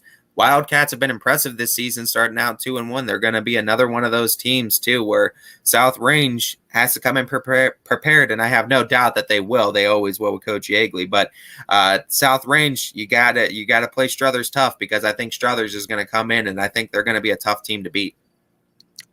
387 total yards of offense for the Raiders. They averaged 10.7 yards per play. It's a fantastic offense over there in South Range. Dylan Dominguez, 9 carries for 184 yards. I want to do the math real quick. That's 184. That's over 18 yards a carry. That's probably in the neighborhood of 20. 20.4. Yeah. 20.4 yards per carry for Dylan Dominguez. And the crazy thing is, he only had 9 carries. Corey Pennick, 76 yards on 6 carries. These are chunk plays. I mean, these are huge, explosive plays. South Range not holding the ball for long, but they don't have to, because they're getting big, monster plays almost every time they touch the ball. So if you're a defense playing the Raiders, you have to say, at some point, we have to make this team methodically drive the ball down the field and try as we might to cut off these explosive 50, 60-yard plays. There's a lot of defenses in the NE8, though, that I think can have that response to South Range, and it's going to be interesting, because if you want to come out top of this NE8, you are going to be battle-tested. So South Range, potential to go 10-0, absolutely, but that means they have to beat everyone in the NE8 first. Bottom line, Dylan Dominguez is putting together a fantastic season to cap off his career at South Range. Dan Yeagley, I don't think people talk about his creativity and play calling enough. You watch the tape of South Range, it's hard to kind of pinpoint what they're going to do, how they're going to run, what blocking scheme they're going to use. He's very creative when it comes to his play calling ability, and he talked about that in his coach's corner for week 3. If you haven't seen it, you can go to ysnlive.com and catch DJ's interview with Coach Yeagley. He talked about always trying to keep teams on their toes. I mean, first play of the game against University, play action pass, bomb for a touchdown. And he's very good at play calling. Yeah, and I mean, you can't ever discredit what Coach has done over there with South Range and Coach Yeagley. I mean, cementing his legacy over there with his creativity, and I mean, South Range wants to add a little bit more hardware to that championship case that they have there, and I mean, this might be the team that can do it, and they're going to have to go through the gauntlet to do so, but it's going to get them battle tested for the playoffs. I got to tell you, I mean, everyone's talking about Dylan Dominguez, and rightfully so. I mean, like I said, this week, averaging 20.4 yards a carry. I'm just really impressed with the consistency, the focus, and I'm looking for a word to describe Billy Skirpak. He takes care of the ball. He's never putting the Raiders in positions where they're behind the chains or they're, he's very smart with the football. He as of late, first 3 games for the new quarterback, he hasn't looked like a new quarterback at all. No, not at all. I mean, he's doing fantastic. And, just another one of those guys that, you start these quarterbacks young, and I mean, they really pan out over the years. And I mean, I think you're seeing cases of that all over the state and all over and under our banner too. And I mean, there's just a lot of great quarterbacks, I think, right now in Northeastern Ohio. Great quarterback play in Springfield. The Tigers may have finally found their rhythm, their beats, because first 2 weeks struggled a little bit, lost to South Range, barely beat Brookfield. They went to Geneva, who I believe was undefeated at the time. I believe Geneva came into this game 2-0. And boy, did they put it to the Eagles in Geneva. Division up, by the way, too. Let's look at these stats. 491 combined yards of offense for Springfield, and 423 of those were on the ground. Bo Brungard, 280 yards on the ground, 11 carries. Let's do the math there. What was it, 280? Just a casual 25 and a half yards per carry for Bo Brungard. 41-14, the Tigers beat Geneva. We've been talking about Springfield all year. Obviously they're one of the favorites in Division 6. Is this a game where they finally found their groove a little bit? We've been trying almost like the Disney movie, trying to find a new groove. Springfield may have finally found it. It seems certainly so, because the way that they've definitely played against a Division III opponent up 3 divisions was definitely one that's going to earn them not only a lot of computer points, but has definitely raised a lot of eyebrows now. And I think Springfield, after that Week 1 loss to South Range and barely coming out of Brookfield, I think they came into this one motivated, and they realize now what they need to do to come out victorious, because that Brookfield game was a scare, because this would have been a scary game coming into this one 0-2. Brungard and them were able to pull off that Brookfield game, and I think it focused them up and made them realize, hey, we can't be close in these games anymore. And we talked about the explosive plays for South Range. That was a pin in Springfield's offense last year. They got those explosive plays back in this week. Bo Brungard had multiple 74-plus yard touchdown runs. So you talk about those explosive plays and what they can do for an offense and what they can do for Springfield. Looks like Springfield found that explosiveness again, and that should be scary for anyone that has them on their schedule for the rest of the season. Absolutely, because if Springfield can score on you in a matter of seconds, then it really puts your defenses back against the wall, because now all of a sudden you're getting scored on in 6 seconds. Your offense is scrambling, trying to figure stuff out. It's really tough to beat a team that could score that quickly. And people don't talk enough about how demoralizing it can be to give up a 74-yard touchdown. I mean, like, you look over and you're like, what just happened? Yeah, I know, really. I mean, with what Brungard's able to do, too, I mean, in a span of just one play, too, I mean, you're talking about first play of the game being able to score a touchdown on you, second play of the game, and it's demoralizing to a defense, because then you really are. It's a punch in the mouth, and you're just confused on what just happened. Then before you know it, you have to get back out there, and I mean, they could do it to you again, and then after it happens twice, your defense is scrambling trying to figure out what they need to do to stop you. Yeah, and trying to figure out how to stop Bo Brungard. Now that he didn't look like he was doing it himself anymore. Like we said that after that South Range game, he looked like he was just trying to figure it out on the fly and do a lot by himself. It seems like that camaraderie, the chemistry with that offense, the rhythm of the offense is back, because it wasn't just a 74-yard run because he made a great play and broke a couple of tackles. It was well designed, it was well executed, and everybody on those plays did their job, which is a lot different than Bo Brungard maybe, making a play on him, because he's an athlete. He can make his own plays, he can break tackles and run for 75 yards for a touchdown. It wasn't that. It was a well executed play by all 11 players on the field.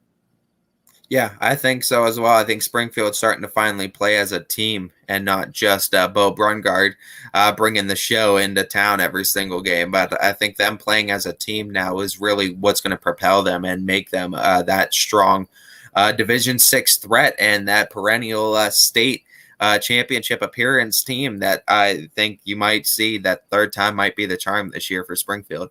We have to give a shout out to Brookfield's head coach. And remember, Brookfield almost knocked out Springfield in week 2. Couldn't quite finish the job.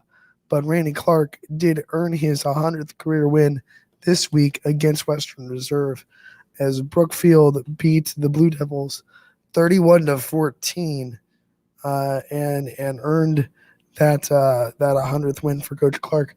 What an accomplishment. And we had Coach Clark on the show a couple of weeks ago. Love talking to him. He's one of the lifers. He puts his whole heart into the program, and to see him get his 100th win, a major tip of the hat to Coach Clark. Yeah, absolutely. As now 100 wins under his belt, and I mean, looking for another successful season over there in Brookfield, and they're going to be one of those teams that are going to be up in the MVAC. As we know, both Garrettsville Garfield and La Brea is going to stand in the way. Both of those are going to be very fun matchups, but Brookfield's definitely going to be in the conversation, as well as in the conversation for a deep playoff run in Division VI as well. And Donovan Pawlowski continues to have an impressive season for Brookfield. As you look at him, a new quarterback for him, and then the freshman running back Christian Davis also looking very impressive for Brookfield. This could be something set up for years to come for the Warriors. Yeah, absolutely, and I think it gets everyone excited for them, as Brookfield now going forward going to have to start playing in the MVAC, so we'll see how they play in their division, as it's going to be a fun matchup from the rest of the weeks on.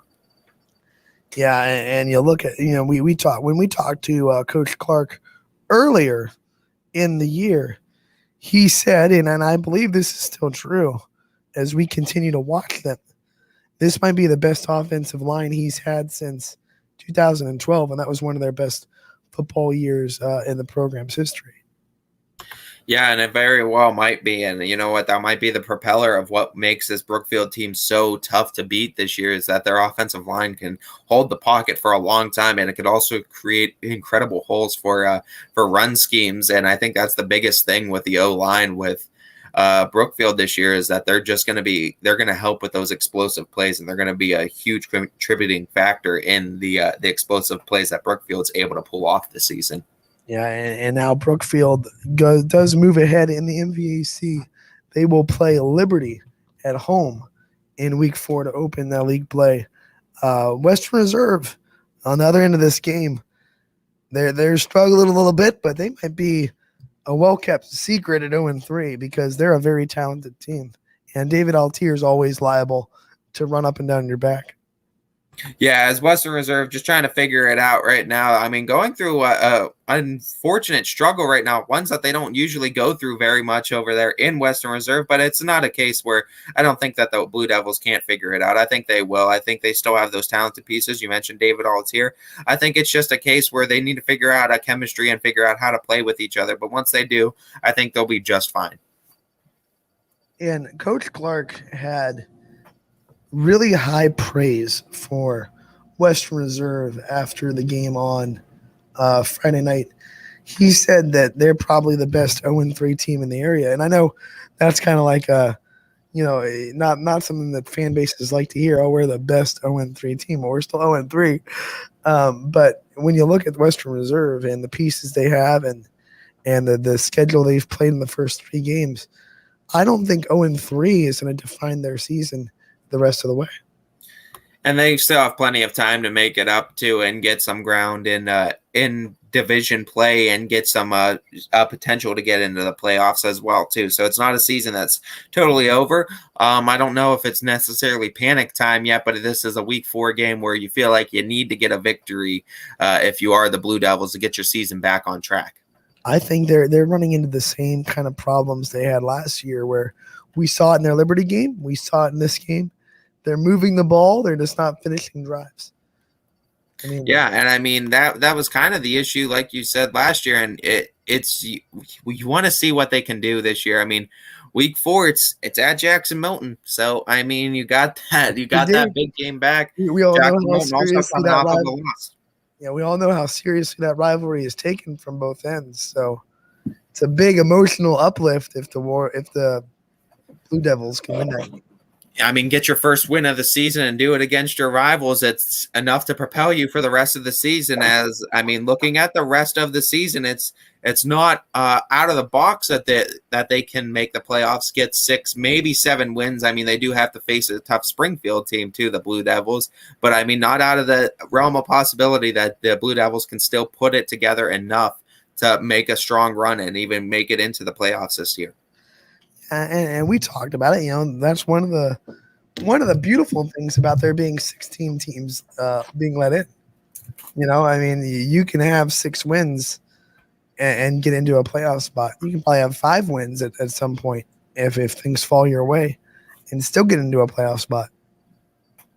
Yeah, absolutely. And I mean, it's just a case where if you could put it together in the second half of the season, you could still find it and figure it out. Even if you do have a bad start to a season like Western Reserve is having, they still have an opportunity to make it if they could figure it out. But this start does make the margin for error for Western Reserve go really small. I mean, like you can't drop any more games that you should win. Yeah, if you're a Western Reserve, you're trying to look to win, I think, at least 6 games this season, and it is doable. It is doable, but you're going to have to start with this week 1 against your rivals who are also coming off a loss, and Jackson Milton also kind of needing a victory here so they could stay up in the playoff picture. So it's going to be definitely a game where I think both teams are going to be coming to play. A couple more games to talk about as we start to wrap up our recap of week 3. Mineral Ridge has found an offense. We talked about Niles struggling in week 1 to score and then finding a rhythm. Man, Mineral Ridge, they'd struggled to score week 1. I believe it was 12 points against Pymatuning Valley, 50-plus points in week 2, and now 36 in week 3. They found an offense in Mineral Ridge. Yeah, it certainly seems like it now, as now they should be averaging just over 33, I believe, points just under 33 points per game now due to these last 2 weeks. So, I mean, offense starting to become explosive, and it's definitely going to make you excited in Ram Country with a beautiful new field, too. I think it's going to be what is really driving Mineral Ridge this year as they're excited. There's a lot of excitement that was swirling already in Mineral Ridge before the season started, and now that the season has started, I think you're seeing all of it culminate now. We talked earlier about returning quarterbacks. Mark Bunch is a name that has to be in that conversation about guys who are returning and really putting together a great season. 17 for 20 on Friday night. That's incredible. I mean, the efficiency of 17 for 20, very good. 272 yards and 3 touchdowns through the air. Maybe one of the best passing nights of week 3 for Mark Bunch. Yeah, absolutely, and incredibly efficient, and that's what you got to look forward to going forward for the Rams. As you know, there can be an offense that is absolutely dynamic on the passing attack, and if they could continue that, that's going to make them definitely competitive going forward, and it might get them a good seed in the playoffs after already having a good start in the first 3 weeks. And this might be Mark Bunch's kind of coming of age story because, last year with Middle Ridge's offense, he was kind of an afterthought. Because Shakir Perkins was running the ball so well and they were running so well, they were probably a run-first team. And now they get to put a lot of weight on Mark Bunch's shoulders. And so far, he is really capitalizing on this opportunity. And he has some weapons. I mean, look at Tyler Tamburo. His stat line, 6 catches, 129 yards, and 2 touchdowns. So he has weapons to throw to as well. Yeah, absolutely. And I think that's the team just coming together and, I mean, forming that chemistry as well. And we're seeing a lot of those younger teams and those teams that are inserting kind of new pieces on offense. They're starting to figure it out as the weeks go by. And I think that's no exception when you talk about Mineral Ridge. It's fun. We talked about Niles earlier.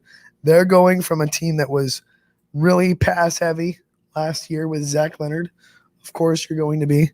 And now they're run heavy because they have Gardner in the backfield gaining 150-plus yards in a game. Middle Ridge, opposite. They were kind of run heavy last year with Shakir Perkins. And now they're finding a quarterback that's extremely efficient, and they're putting a lot on his shoulders. 20 throws in a game, high for a high school team. A lot of these high school teams might throw 13, 14 times a game. 20 is on the upper level. You're throwing a little bit more. 272 yards and 4 touchdowns for Mark Bunch. Yeah, and I mean, that's going to be one of those threats going forward, too, where if Mineral Ridge is a passing threat, look out because now they are all of a sudden dynamic on offense. And, I mean, evolving like all good programs should. And Mineral Ridge, again, one of those teams that are evolving and catering to the play style of the players and what the players are good at. And they're just exploiting what they're good at. And that's working out very well for Mineral Ridge. And a throwing offense on that turf is going to be ever dangerous, ever dangerous. You look on the other side of that game, first loss of the year for Newton Falls. Carter Rabsack ran the ball really well. He ran for 200 yards.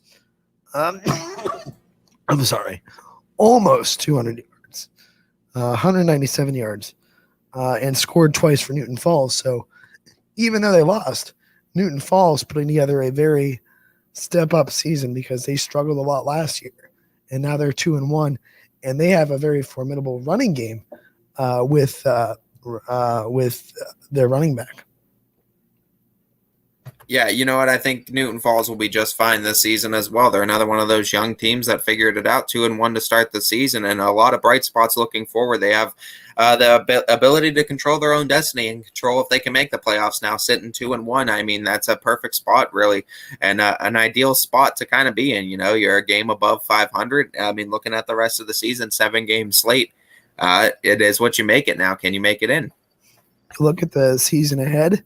Middle Ridge hosts McDonald next week, and Newton Falls hosts Champion.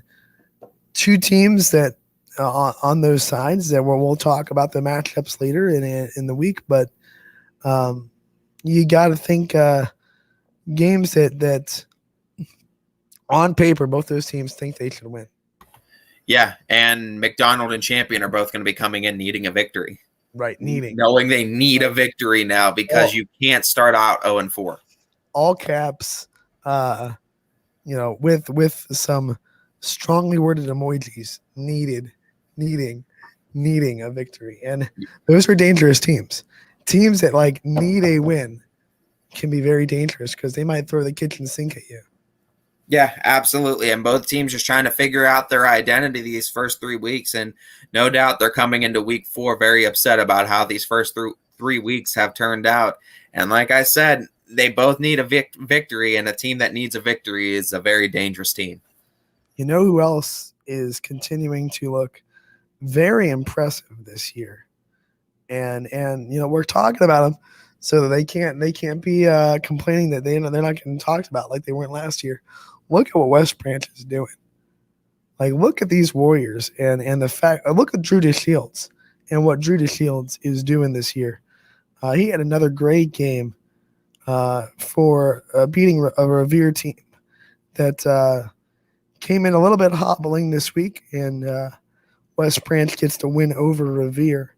And Drew DeShields, 5 touchdowns, 22 for 26, 235 yards, 5 touchdowns through the air.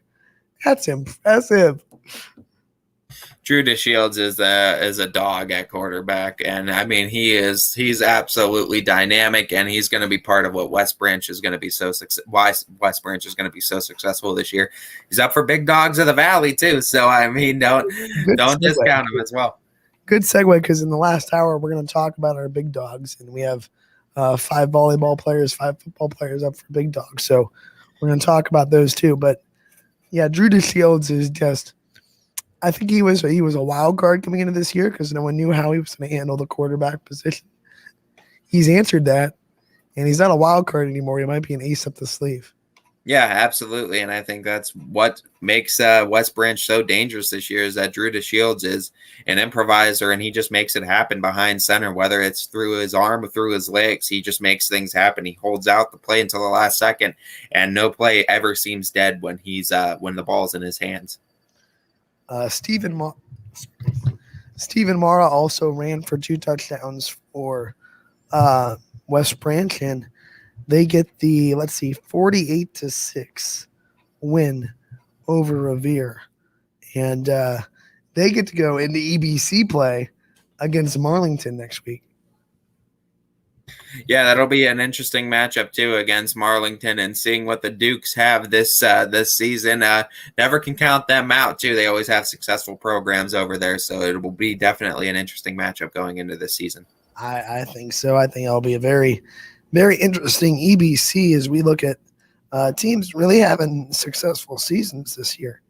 Over the weekend, as we go into Saturday, Valley Christian looked very impressive against McDonald in the Saturday win. You look at this game, 53-34, their offense really found some success, and that's an understatement.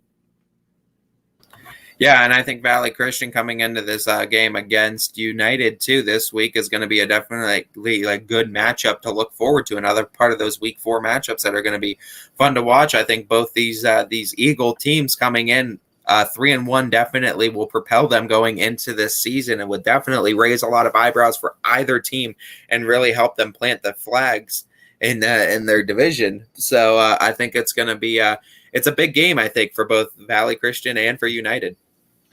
Yeah, and you look at some players to watch out for Valley Christian, and it starts with Joey Batista. I mean, man, he's having a great season. He had another great night against McDonald. I mean, just one of those offenses in Valley Christian that has everything figured out, and it seems like now that 50-point game is really going to propel them. It's got to get them excited too going forward, and really get that chemistry clicking and help get more of that program to buy in. Vashawn Gurley and Cam Davenport combined for 4 total touchdowns for Valley Christian, so they both shine bright as well for the Eagles. And you look at the other side, McDonald trying to get some momentum into this season. I mean, they lost a lot, we know that, but a program that is proud and successful, trying to find a little bit of a identity and rhythm into this 2022 season, 2021, I should say. I'm getting here ahead of myself. Yeah, they definitely need to figure things out though going into Week 4, and I mean, like we said, one of those teams that needs a victory coming into this week. Absolutely, and it doesn't get any easier for McDonald because let's see, they go to Mineral Ridge, who we just talked about, looks very impressive, very hard to stop. So they gave up 53 against Valley Christian, and they get a Mineral Ridge team that has scored over 80 points in the last 2 weeks. So the defense for McDonald going to be tested again here in week 4. I think so as well. And I mean, it's a defense that has to certainly be upset about how the first 3 weeks have played out. So they're going to need to be sharper going into this game. And I mean, got to look out if you're Mineral Ridge, but it's also an opportunity for Mineral Ridge to really get a strong start at 3-1 going into the season. So it's going to be another one of those games that you're going to kind of have to look out for week 4. Yeah, and one more game to talk about. We don't want to forget Lowville and Wellsville. Lowville, they continue to impress. They looked pretty dominant. They're 3-0 on the year. And you look at some of the stars. Of course, Vinny Malone. Did he have a good day again? He found Bonoski for a 38-yard touchdown. He found Michael Malone for a touchdown out of the 1-yard line. And Lowville, they just started fast and never looked back. I mean, as they usually do, it seems like, too. And I mean, Vinny Malone is having a show over there, and I mean, doing a fantastic job while he's at it. And I mean, part of the reason why I think Lowville was going to be a very successful team this year, and I think they were going to take that step up, and I think they're continuing to prove and do so now. And I think Lowville opening up conference play now, it's going to be exciting to see what the Rockets have in store going forward. Yeah, I think so. And they got Springfield in week 4. So talk about starting off your MVAC season with a bang, right? I mean, you get the Tigers right off the bat. Yeah, absolutely. And I think it's definitely going to be one where they're going to need to try to figure things out going into it because it's going to definitely be a matchup where you can't take them lightly. All right, so we'll take a quick break here on Running Point, and we'll be back with more of this Tuesday edition of the program brought to you by Greenwood Chevrolet in Austintown. Don't go anywhere. We'll be back in a bit.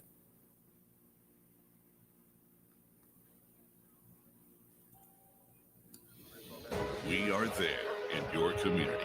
Small business owners, mechanics, police officers, homemakers.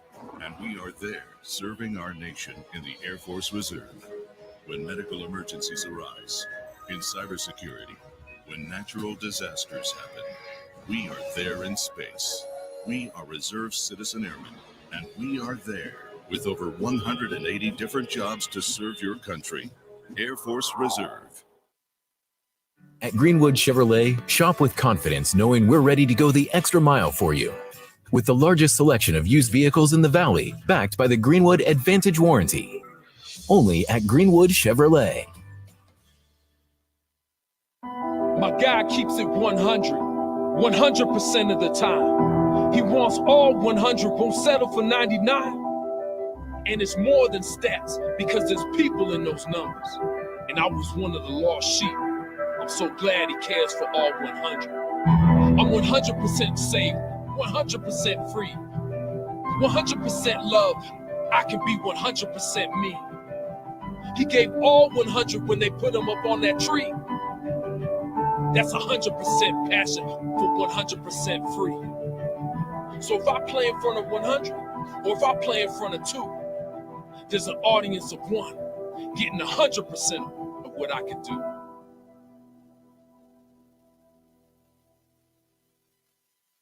WRS Wealth Advisors is the area's premier wealth and retirement specialist.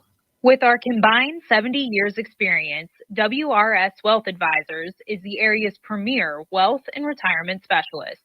Call 330-965-0370 to learn more about our individual and corporate financial planning services, or visit wrswealth.com. Good luck, athletes.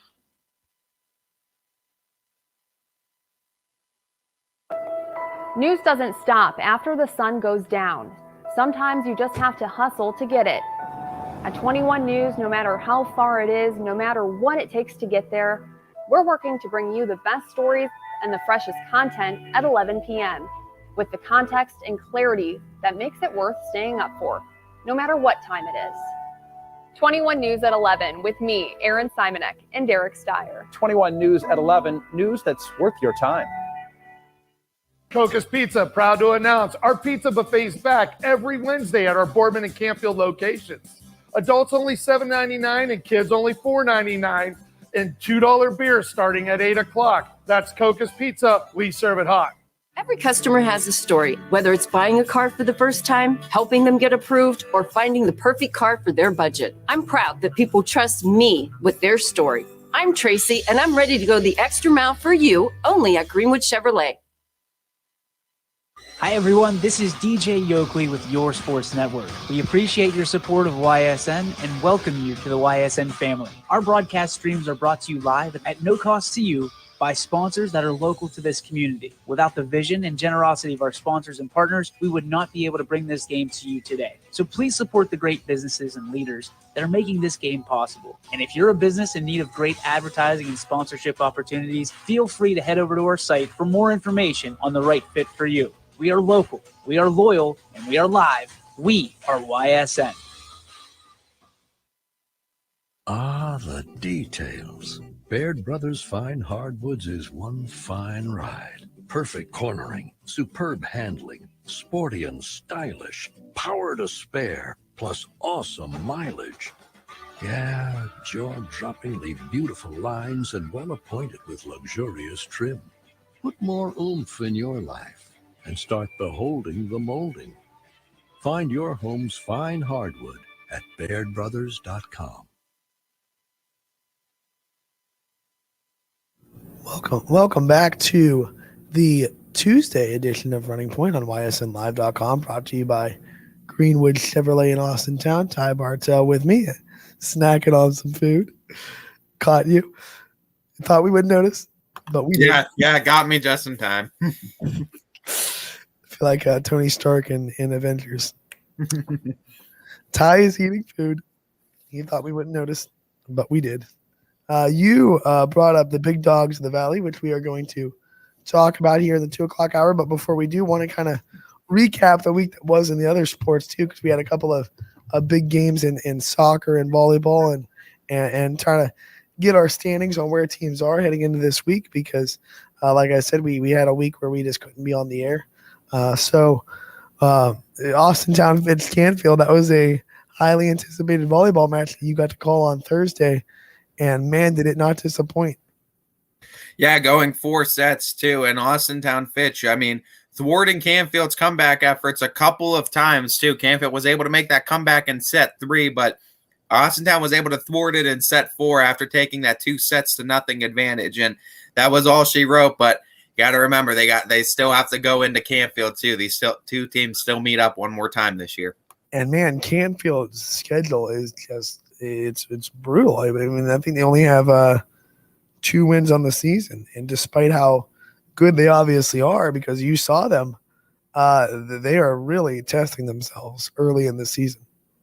Yeah, absolutely. And I mean, no doubt. I mean, it was a great matchup too. And I mean, they fought tooth and nail with the Falcons all the way until the very end. So props to Canfield too. And I think that program is going to be very successful this year still. You know, I was watching that match in my living room, and one of the things that I saw, and you can probably attest to this, Fitch did a lot better job that particular night of getting the ball to their setter in system off the first pass. Consistently. Yeah, and you know what?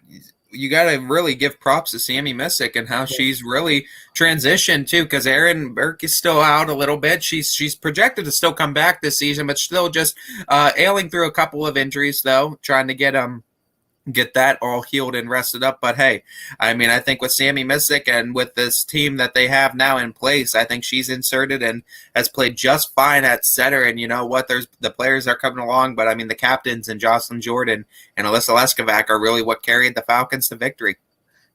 Canfield is on a 4-game losing streak, but here are the teams they've lost to. They lost to Fitch, then they lost to Bishop Hartley, then they lost to Calvert, and then they lost to Anthony Wayne. Like, they're playing legitimate programs. And that was a quad match over the weekend. They dropped all 4 matches, all 3. But you know what? It gets them Gets them prepared for playoffs, though. And I mean, that's the biggest thing. We talked about, I mean, that Division I tournament is a gauntlet, and Canfield's non-conference schedule is just ridiculous. They still got Coventry again. They have already played them. They have Fitchy, and they're playing Girard, non-conference. They're playing Lakeview non-conference. Those two teams are top of the NE8 right now. So, man, and not to mention they have a game with Warren Harding coming up tonight. So Canfield, 3-5, but a very deceiving 3-5 on the year so far for the Cardinals. Yeah, and Warren Harding, one of those programs that are going through their struggles right now. So you think Canfield, definitely the favorites, I think, coming into tonight's matchup. But tonight's matchup. Excuse me. I'm still on Monday brain right now, man. That's what I'm thinking. I want to make sure we're talking. But no, I think Canfield's a team that can get back on track, but they're playing the teams that they need to play to get themselves toughened up for the season. You got to give props to the Cardinals because come playoffs, they would have already seen a majority of the teams that they're going to probably be playing. Fitch, on the other hand, they looked strong. They're only one loss, and they lost to Burlington on the road. And they looked very balanced on offense. It wasn't the Jocelyn Jordan show. They looked like they blocked pretty well. They kept Abby Householder in check for the most part. They look like a pretty balanced team. They did a very great job too. I mean, with not just Jocelyn Jordan, we talked about what Alyssa Leskovac was doing. She was doing fantastic all night long. I mean, you got Ella Salwe too. That was coming in, giving dynamic minutes. I mean, this is just a very good Falcons squad over there in Austintown, and they have a very good, like you said, balanced team. And I think that's part of the reason why they're going to be so successful this year is that it's not just the Jocelyn Jordan show. Yeah, she's still the major. One of the major threats on that team, but there's a lot of threats on that team now, and it's hard to game plan for the Falcons. Speaking of a lot of threats in Girard too. You look at the Indians; they're continuing their impressive season that they opened. Remember, a couple weeks ago they opened with the win over Lakeview, and everyone was saying, "Okay, but let's keep this going. Let's stay even. Let's listen to Coach Bailey and stay even." And they have done that. They are still undefeated on the year, 6-0. And they had wins over South Range and Poland over the week. Actually, Mooney, too. Mooney, Poland, and South Range over the week. A little bit outside of NE play next as they play Champion tomorrow. But Girard, Lauren Pallone, Brie Littell, they're both looking very fantastic. Allie Durkin setting really nicely. Rafferty in the back is digging pretty well. They're playing really good volleyball, 6-0 right now on the year. Yeah, absolutely. And I mean, they were planting a flag to begin the season, and they're just continuing on with it, showing why they're one of the best teams in the area and trying to, hold down the fort and say, we are the team to beat going forward. Another undefeated team that you'll see on the network tonight. I'm heading to Lowville to watch Western Reserve take on the Rockets, and Western Reserve also undefeated on the year, trying to take a firm grip of that MVAC that we talked about that was going to be up in the air. In our volleyball previews, Western Reserve looks pretty strong. And Western Reserve is one of those perennial powerhouses in volleyball programs, and you expect no different going into this season as they really, what they lose, they always seem to get back anyway in volleyball, and it's no different this year as they continue to have successful programs. Yeah, they had wins over the week over Middle Ridge and Southeast. And Middle Ridge, that was a big game. I mean, those two squared horns left and right last year. Middle Ridge won both games. Actually won. They play because normally they would play in the district tournament, but because of the super districts, Western Reserve and Middle Ridge were split. But the Middle Ridge won both games last year, and Western Reserve came into that match with authority and beat them 3-0. They have Lowville tonight as they are 5-0 on the season and looking to keep momentum going.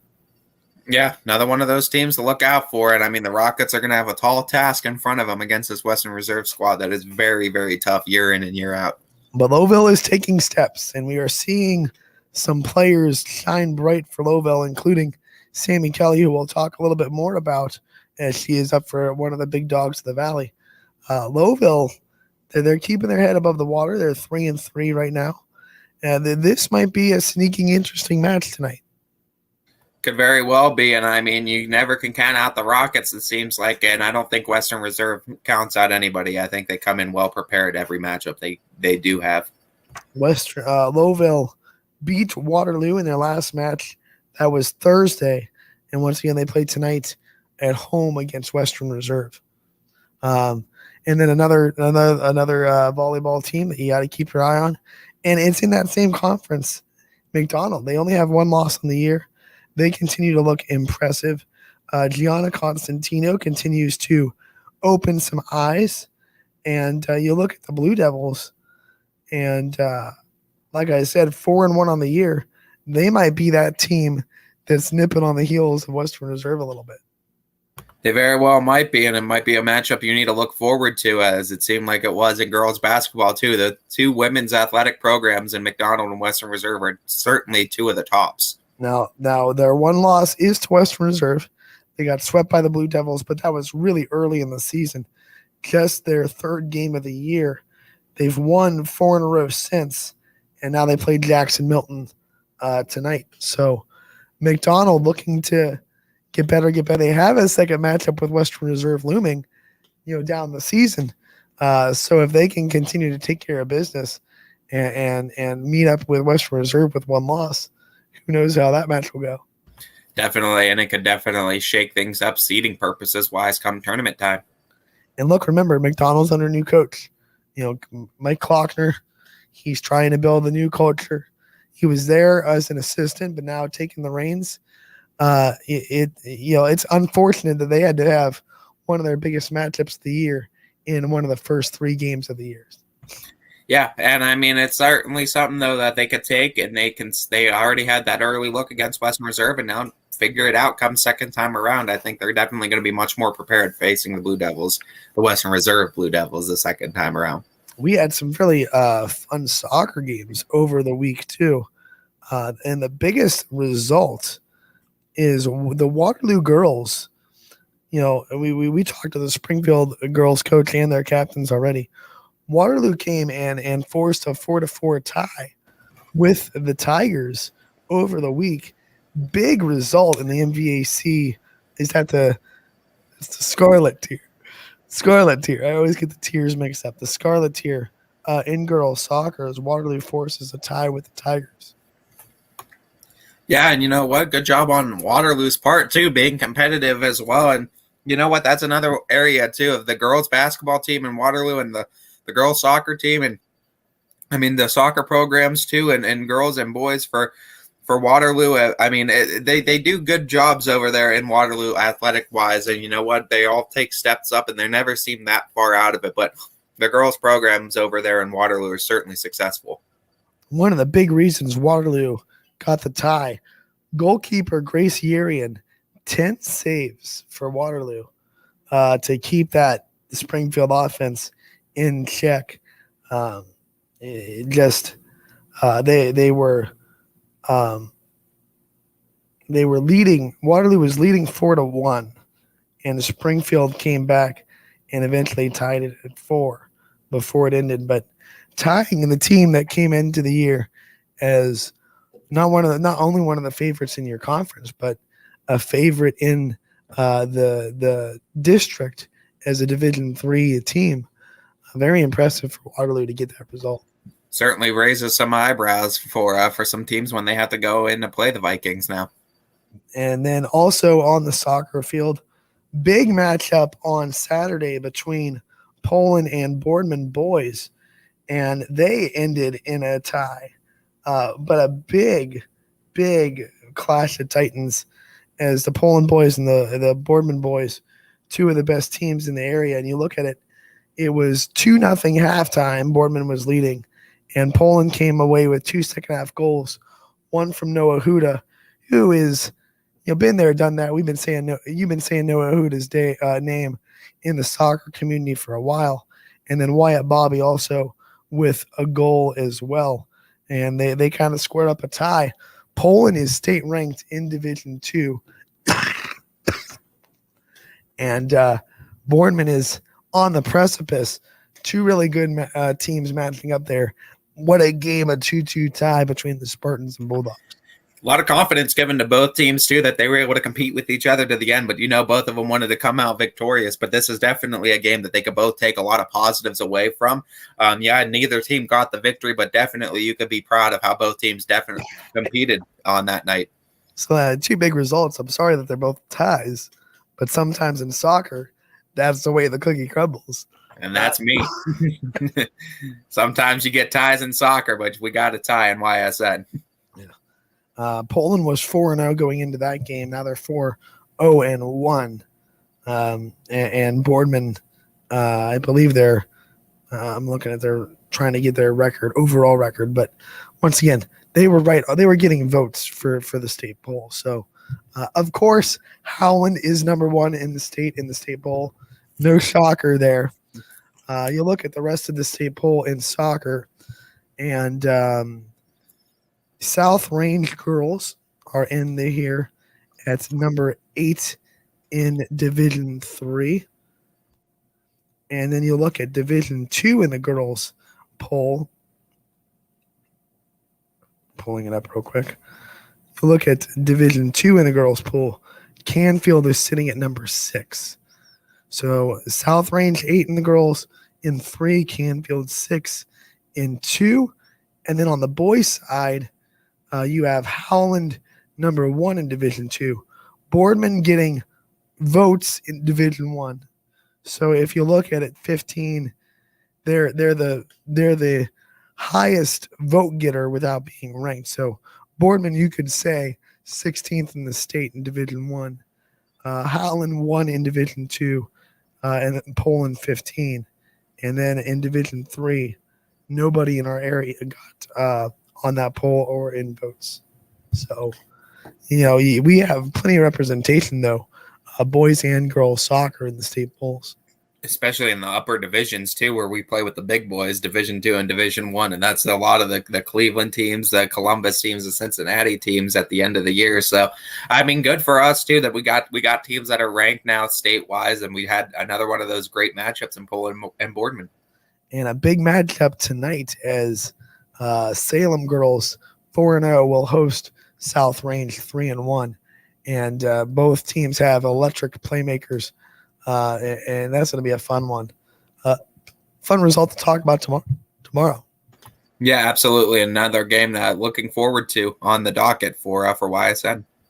Yeah, and you look at some of the other big matchups of the week in soccer.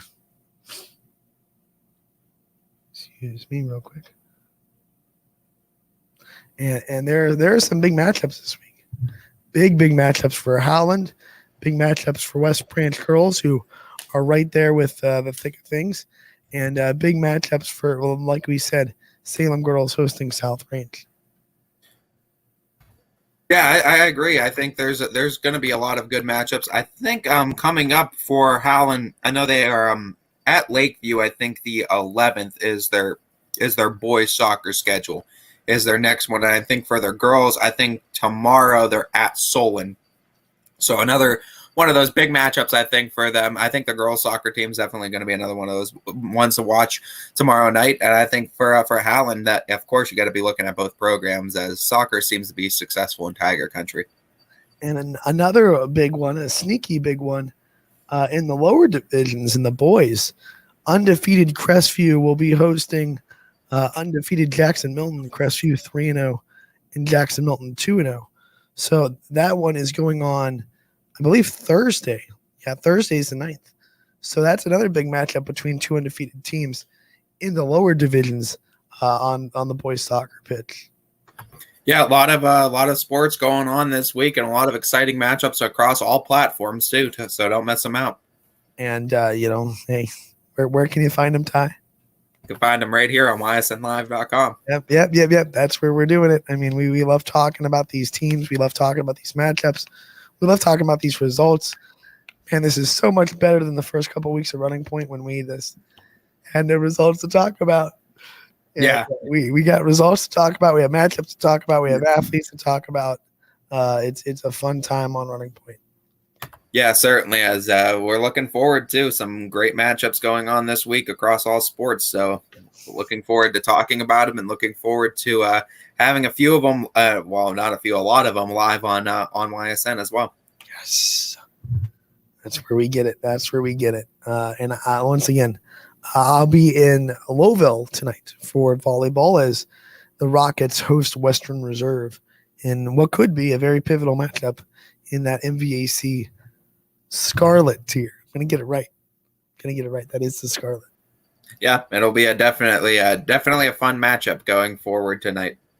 And as we look ahead, and now we want to talk about these big dogs of the Valley that are available for week 1. And you'll look at it. Let's start with the football players that are up for week 1. And man, this is just a who's list of who's been doing great for football. Brady Shannon. What can you say? I mean, fantastic passer. What hasn't been said about Brady Shannon? I mean, yeah, you can actually go listen to his player profile. Ian O'Brien did a great job interviewing Brady a couple weeks ago. So not only is he up for the big dog of the Valley, but he's also interviewed on ysnlive.com. So you can find that on the website and the YouTube page. DJ Williams, someone that you have been fully noticed, and he has come on the scene. He had a really big game against Canton McKinley, and I'm assuming that's the effort that got him on this list. I mean, yeah, the 3-touchdown game against Canton McKinley is part of the reason why the Falcons were so successful. He had success running on those outside routes and getting to the outside of the run block, and really just when he got to the outside edges, it was all speed from there, and he's hard to bring down once he is inside that red zone. So, I mean, had a very successful game against a very good Canton McKinley defense. DJ, turn up the music because we want Austintown Fitch wants him as a big dog. The next name on this list, Aiden Stevens. Not a shocker at all. Wish we had Billy Mack on so he could talk about this one, as I mean, he's gotten to see Aiden, firsthand a couple of times already this season. I mean, true talent over there for LeBray. I got a chance to see him last season. Haven't had a chance to really see any of him this season, but I mean, what I've seen in recordings and what I've seen on YSN, I mean, he continues to be dynamic. Look, his numbers speak for themselves, and obviously numbers are a big reason why people land on this list. It's basically just, who had big stats for a week in a big dogs of the Valley poll. But what I love about Aiden, and what was great to hear, great to hear from him on the Joe Dickey Electric scoreboard show on Friday. He's just a phenomenal leader, like phenomenal, humble leader of people, leader of that team, servant leader. I think he would probably be the first guy to help a teammate if he was, broken down on the side of the road or whatever a teammate would need. Like I feel like when you're listening to Aiden talk and you're listening to him lead his team, he would probably be the first guy in line to help out one of his teammates in need. And that's servant leadership that goes way beyond just being able to call out plays on the field. That's having your brother's back on the football field. Yeah, absolutely. Well said. Gotta love the leadership. Much respect for Aiden Stevens. The Yale commit, he's on the list. And here's another one. Shocker. Vinny Malone, a Lowville. He's put together a great first 3 weeks of the season. Another kid, the stats speak for himself. And man, he's lighting up the scoreboard. I mean, as we expected him to do too. I mean, he's a stat man, and he's going to be a stat stuffer. I mean, they expect him to be throwing upwards of 50 times a game, and what do you expect him to do? I mean, he puts together big games because, I mean, he's the offense there. I mean, they have a lot of great weapons there, but Vinny Malone is the show, and that's why chains are unleashed for him, because he could put together some fantastic things on offense, and he might be in the big dog running in conversation week in, week out. And if he doesn't win this week, he might just be one of those names that pops up on the list every week until he wins. Very well might be. I mean, with the games that he's capable of putting up and with the chains unleashed in Louisville, there's no limit to his potential, I think. Drew DeShields, we talked about him. I mean, what a phenomenal athlete. But we already knew he was an athlete, but he stepped up into a new role as a quarterback this year and really hasn't missed a beat. No, he hasn't, and he's really been electric at the quarterback position. And I mean, it shows through the first 3 weeks of the season. And I mean, having yet again another big game for West Branch, part of why that offense has stayed so dynamic and been able to keep posting 40+ points a game. Yeah, and once again, I am so impressed with his consistency, his ability to do all the things that you want a quarterback to do in his third year as a high school quarterback.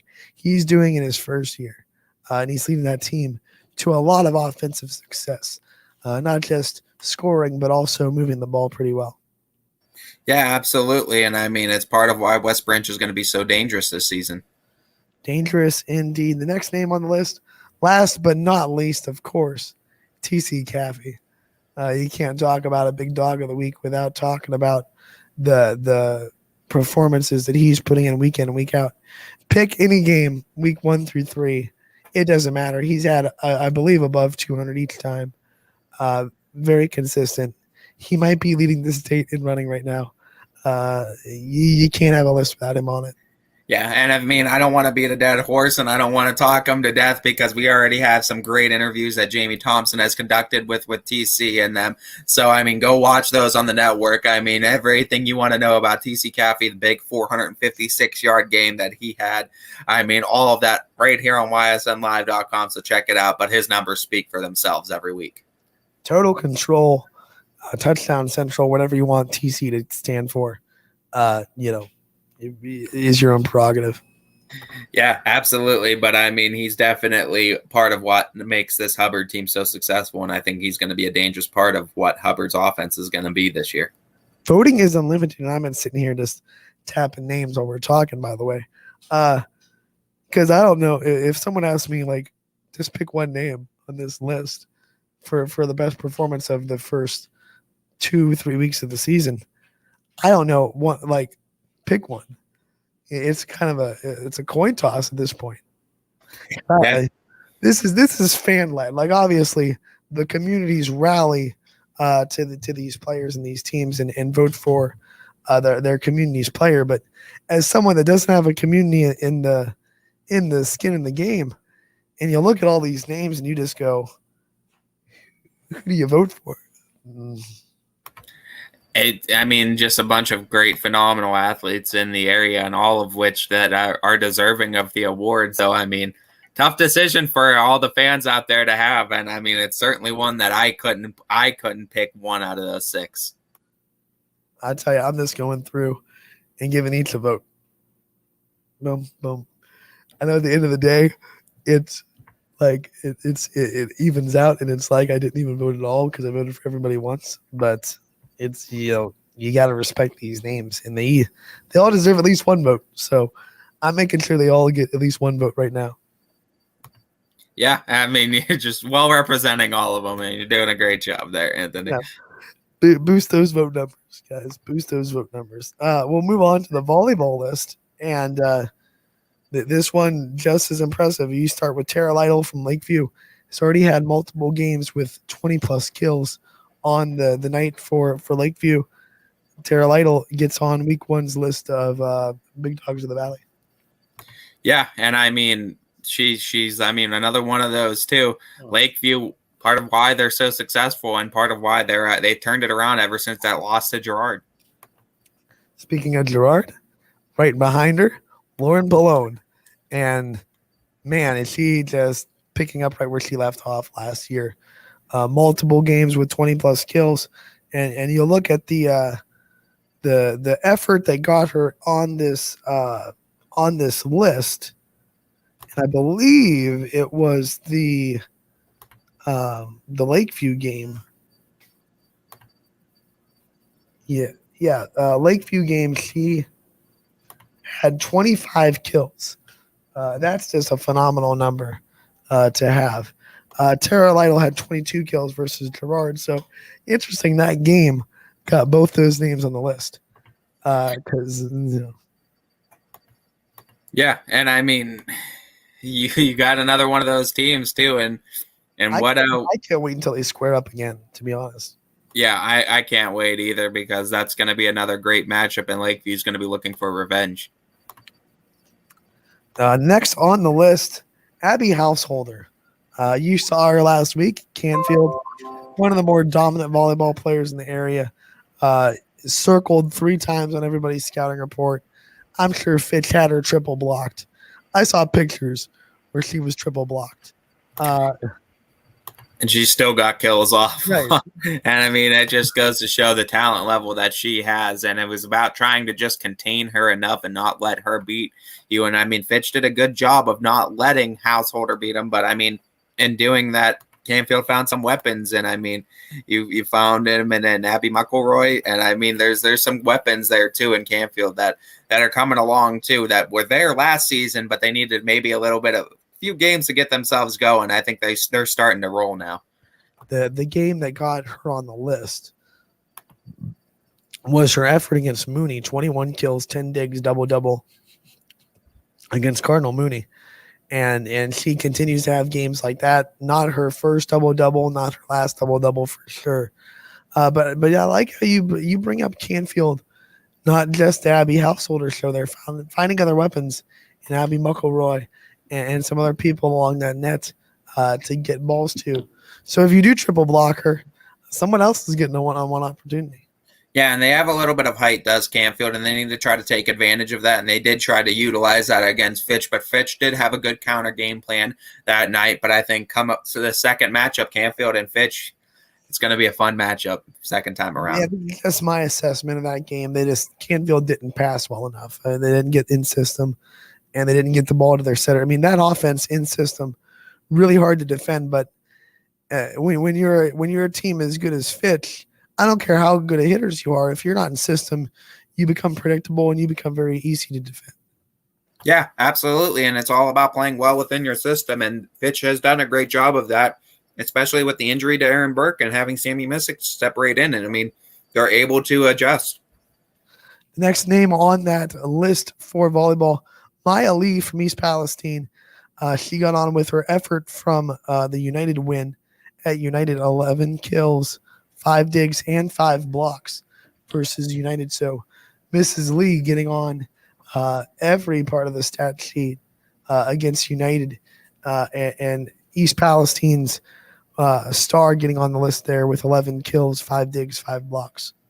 Huge for East Palestine too. And I mean, as they continue to be competitive inside the EOAC, one of those bright spots and one of those programs too, especially in women's athletics at East Palestine that have been successful. We saw the basketball team do it, and now we're seeing the success carry over to the volleyball team now, it seems like. And what that tells you about Lee is, and I've seen it firsthand because I did that United game, and DJ's seen it a lot as well. He does a lot of East Palestine volleyball. She's a full rotation player. And she's not liable anywhere on the court. If she's in the back row, she can go get you digs. She's got 5 of them. If she's in the front row, she can go up and get blocks. She's not a liability anywhere on the court, which means they leave her in as 6th rotation player, and that's big to have for any team, to have a player that you can put any place on the floor. She hits well from the back row, hits well from the front row, doesn't matter. So a very versatile player that is a big weapon for the Bulldogs. Yeah, absolutely. And it's going to be part of what I think makes East Palestine so successful this year. And I think they're going to be another one of those teams in the EOAC that it's going to be another one of those gauntlets I think they have to go through. And the last one, maybe a surprise. If you haven't been really following Sammy Kelly's career at Lowville. But man, did she put up a day against McDonald, a double-double with 13 kills, 26 assists, and almost a triple-double, 7 digs against McDonald.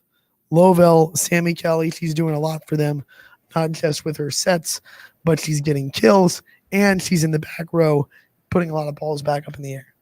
Yeah, and I mean, I think a certain someone gets a chance to see Sammy Kelly this season too. Certain someone. Has to be back in the volleyball scene tonight. As it should be a fun matchup, too. Like you said, we already previewed that Western Reserve game, but you also get to see the candidate for one of the big dogs of the Valley.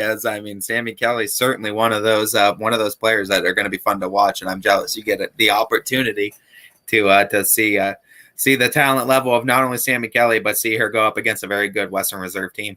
I'll tell you, 13 kills is a high number for a setter. So when I saw that stat come up for that game, that was one of the eye openers. I was like, oh, okay, you're getting 26 assists, which means you're not splitting it that much, and you're getting 13 kills plus 7 digs. She's a triple double waiting to happen, which very impressive for Sammy Kelly. I think last year all eyes were on her sister Casey. Casey obviously graduated, and now it's kind of Sammy Kelly's turn to put on a show.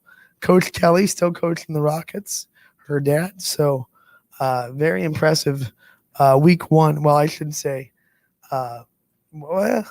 it's week like 3, but very impressive list from football and volleyball for the first edition of Big Dogs of the Valley. Yeah, absolutely. And go out there and go vote too. Represent your areas, represent your teams. And take a look at what each of these athletes did over the past week. And go vote. It's open now. I don't know when we close the polls, but they're open right now. Polls close Saturday at midnight. So you have up until Saturday. So get out there and vote. Vote again. Vote many times. Get your vote and get your voices heard. YSNlive.com/bigdogs. Very easy to find, and it's very easy to hit the name you want, hit vote. You don't have to register. You don't have to sign in, nothing like that, and it is unlimited. So as soon as you're done, there's refresh the page, vote again until your little heart is happy. Yeah, and you can throw some votes each way, I guess. And go ahead and just get out there and vote and make your voices heard. Do what Anthony did and just give everyone a couple of votes. Yep, just be neutral. Neutral. That's me, Mr. Neutrality. Yep, that's Anthony. There you go, wearing his Chiefs gear. Oh, so ready. But I'll digress. We'll take another break here on Tuesday's edition of Running Point. Don't go anywhere. Back in a bit. Tuesday edition brought to you by Greenwood Chevrolet in Austintown. It's a new year at Acura of Boardman and Boardman Mitsubishi with huge savings on over 350 fully inspected vehicles. We have cars, trucks, SUVs, minivans, and work vehicles. We don't have it, our team will find it. We aim for 100% credit approval with payments as low as $99 per month. And as always, we'll pay top dollar for your trade. For a great vehicle and a great experience, come see why everyone is stopping by at Acura Boardman and Boardman Mitsubishi. 60 years ago, Baird Brothers Fine Hardwoods began with 3 siblings, a hand-set sawmill, and a few local orders. And while business has certainly changed over the years, what has not are our principles of hard work, craftsmanship, and commitment to quality. At Baird Brothers, we're proud to put our name on the products we create, from moldings and doors to flooring and lumber. Thank you for 60 great years. We look forward to 60 more. Baird Brothers, for the place you love. You're looking to your future, preparing for your goals, and they're closer than you think. Because here, success is part of the plan. It's a place where academic and social opportunities are meant to prepare you for life, not just the next 4 years. You'll be equipped to face new challenges and turn hard work into a career. You're ready for your success to take root. And here's where it starts. We are Youngstown State University, and proud. Right now is a great time to get more for your trade-in at Tri-State Ford. Choose a new Ford or from our great selection of pre-owned vehicles. Plus, you'll get the Tri-State Ford Advantage, including a 10-year, 200,000-mile warranty and more. At Tri-State Ford, we'll pay you top dollar for your trade, but you don't have to purchase one of ours to sell us yours. Customer-focused, community-driven. Tri-State Ford, East Liverpool, or visit tristateford.net. New things happen all day. Some are good, some not so good. In today's complicated world, while you're busy working, playing, and living life, we're busy helping you make sense of the day's news. And there's only one place where it comes together with clarity, context, and accountability.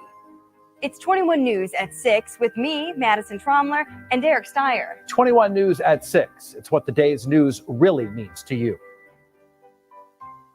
Welcome home to a home made homier with Baird Brothers Fine Hardwoods. Inspiration starts at BairdBrothers.com and is turned into reality when high-quality hardwoods are delivered right to your home. Baird Brothers has the latest design trends, shiplap and skinny lap interior siding, antique oak rustic flooring. And, well, you'll find them all at BairdBrothers.com. Ordered easily, delivered conveniently, enjoyed comfortably. BairdBrothers.com. At Greenwood Chevrolet, shop with confidence knowing we're ready to go the extra mile for you. With the largest selection of used vehicles in the Valley, backed by the Greenwood Advantage Warranty. Every one of our vehicles has undergone our own 126-point inspection, so it passes the most important inspection, yours. No other dealership has the extra inventory, gives you extra for your trade, and goes the extra mile for you. Only at Greenwood Chevrolet. WRS Wealth Advisors, the area's premier wealth and retirement specialists. Located on South Avenue in Boardman. Quality, customer service, and integrity. Those are the 4 words that have driven our success since 1957 at Joe Dickey Electric. Joe Dickey Electric is one Mahoning Valley landmark business that stays current with the requirements of our customers. Family owned and managed, we are an electrical contractor and energy solutions provider. Every member of our team adds to his or her skill set through ongoing training. Residential, commercial, industrial, automotive, and more. We keep ahead of the needs of our customers with a fleet of more than 50 vehicles and 24/7 emergency service, so you're never left in the dark.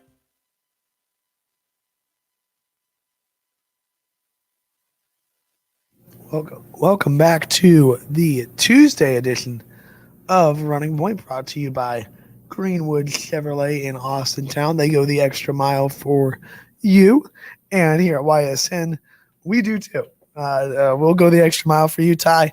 You've traveled, to Canton already? I know that's not much of a travel for you personally because you live closer to Canton probably than the rest of us here at YSN Nation. But one of the things about YSN is, we don't care if we have to travel a little bit. We do it. Oh yeah. I try to be out on the road as much as I can. I mean, just you try to help out wherever you can, and I mean, you can't miss out big games. And when big games are up, I mean, travel's not a thought. And if you're traveling a lot and you want a new car, who do you talk to, Ty? You got Greenwood Chevrolet and Austintown both above both of our heads right now, as that's the way to go. We support them so much too, and I mean, I think Tracy Bryden too, one of the ones that advertises with us as well. I mean, Greenwood Chevrolet. Show's not possible without them. No, it's not. And I don't think we take enough time to really thank all of the sponsors at YSN and the way that they help us do what we do, because we talk about how much we love doing what we do, and we love it. But at the end of the day, it's a business. I mean, and the fact that so many sponsors kind of buy into what we're doing and believe in what we're doing is one of the reasons that we're able to do as much as we are able to do. I mean, we talked last week, we had 27 games on the network.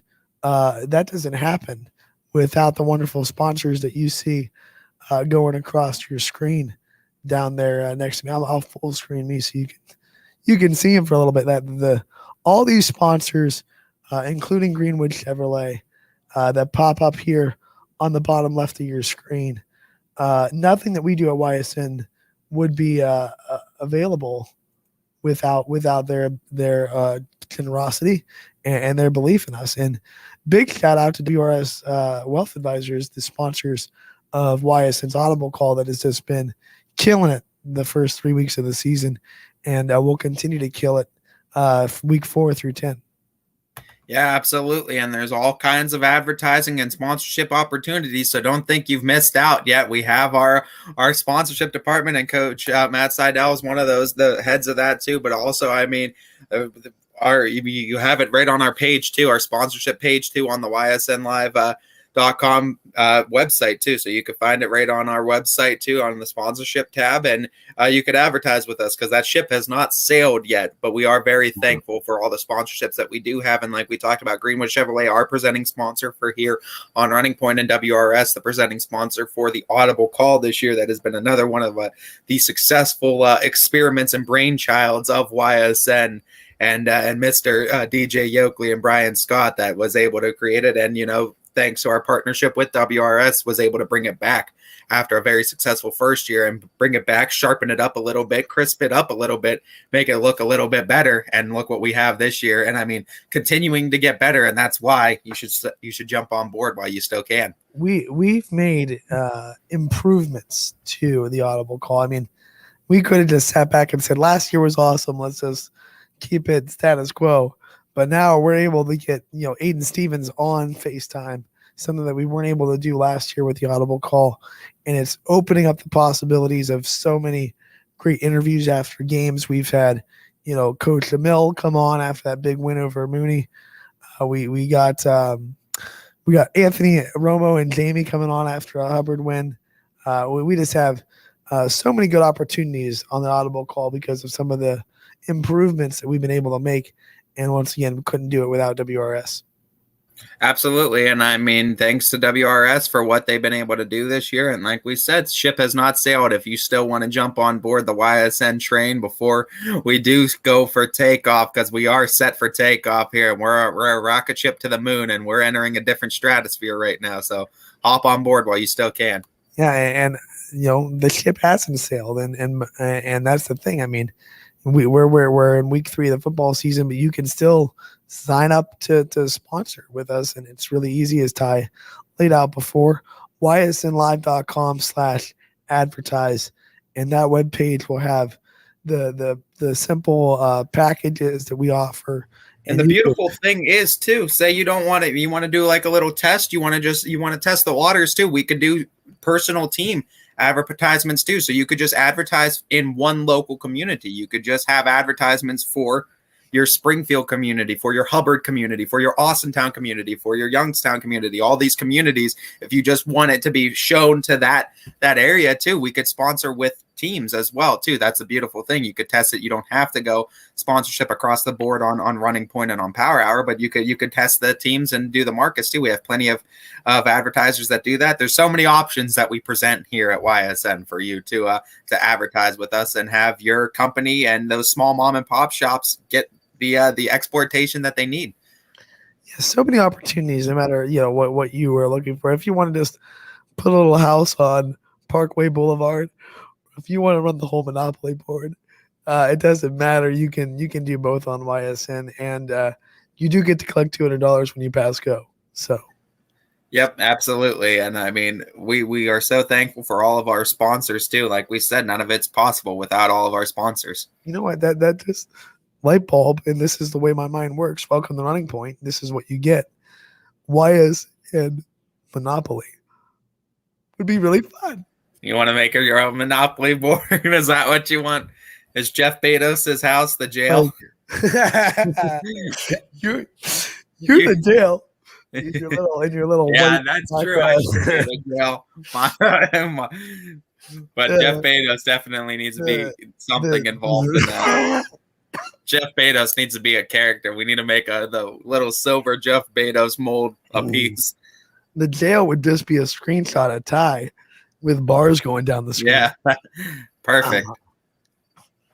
But then you wonder, like, what would be like the landing spots of a YSN Monopoly? I mean, would you make each school a different spot? You can make each school a different spot. I mean, you have to make YSN headquarters the boardwalk, though, right? Like YSN headquarters is the boardwalk. What is the Park Place, though? What's the second one down from the boardwalk?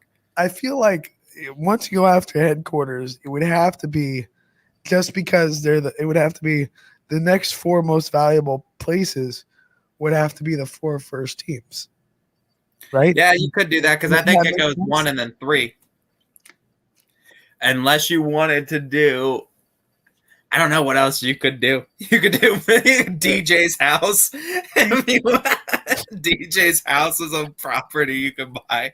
Jeff Bezos needs to be dressed as the cop for the go to jail, the one that's pointing. We need to put Jeff with that mustache and a cop uniform for the go to jail spot. That's what Jeff Bezos is gonna do. What would be the railroads?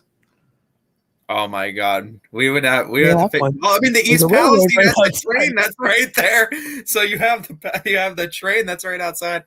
I mean, coming too. We're gonna have a brainchild. Maybe this Christmas. That'd be something if we could put out a board game this Christmas, limited edition, like 1 out of 20 or 1 out of 25. If we could produce that many, that'd be pretty cool. We'll look at it. I'll look into it. I don't even know what company makes Monopoly. Is it Hasbro that makes Monopoly? I'm gonna call Yeah. it up. You might be able to make a custom one. We'll have to look into it. That would definitely be a fun Christmas gift though if we had a YSN Monopoly. Oh man, that'd be fun. That would be fun. But another one of the brainchilds of Anthony Hartwig, trying to get Christmas gifts You know what? early.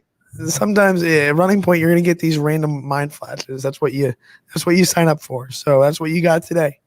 YSN Monopoly might be on the horizon. Who knows? Yeah, who knows? Who knows? Maybe coming to you this Christmas. Who knows? Oh man, No, I don't like. Everyone's asking Santa for YSN Monopoly now.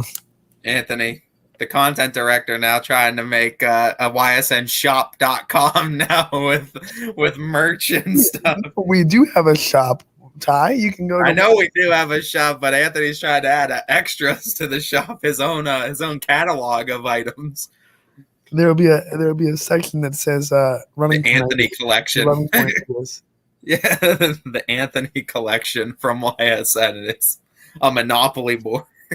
There's a totally random stuff like YSN brand to juice, and here's Monopoly, and it's just like a board game, a bottle opener, just random things. Don't miss out on your YSN brand ShamWow. Yeah, there you go. The Anthony collection. Oh man. But no, we are way off the rails. We flew off the rails a while ago. Let's talk about before we get out of here, some of the events going on tonight around the area. Once again, I will be in Lowville for Lowville versus Western Reserve Volleyball. And you look at some other games on the network tonight. East Palestine will be at Valley Christian. DJ will be there as well to broadcast that one. So that one will be on ysnlive.com. Some other games going on tonight. Ursuline going to Cheney. JV start varsity after, so JV starts at 5:30. Middle Ridge will start at 5:30 as well. They will go to Waterloo. And Jefferson's a volleyball team that we don't really talk about, but they're right there with Girard as well, undefeated in the NE8 right now. They will host Hubbard. Austintown Fitch, they are going to Boardman. Could be a very interesting matchup. Boardman, of course, record-wise struggling right now, but putting together a lot of new pieces, you're going to struggle early. They could still sneak one from Fitch if the Falcons aren't careful. Yeah, absolutely. So got to be a definitely a fun matchup anytime you get those two schools in the same building. You look at Brookfield, they are going to Champion. LeBray going to Liberty, and Poland is going to South Range. So those, along with the two games on the network, East Palestine at Valley Christian and Western Reserve at Lowville. We got some soccer games on the network tonight too. Lakeview going to Struthers, the girls. The Lakeview school will have that one. South Range girls will be, see, our schedule says they're at Poland, but I think they're at Salem tonight. I'm gonna do some research on that. Yeah. Hang on to that. Because we were told that tonight's a big matchup between Salem and South Range. Yeah, I mean, we want to make sure we get all our information right before we for sure put it out there. So we'll definitely check it out. I think South Range just played. Hold on. Something's messed up. South Range beat Poland on Wednesday, so it must be South Range at Salem. Apologize for the confusion there, but South Range at Salem girls. No, you know what? The boys. This is the boys. South Range at Poland boys. I forget that soccer, I have to look at these little parentheses that are smaller than the title of the game. So the boys, South Range of Poland, will be on ysnlive.com. The school, Poland school, will be handling that broadcast. And Lakeview at Struthers girls will be on ysnlive.com. We are working on trying to get that South Range Salem girls game on.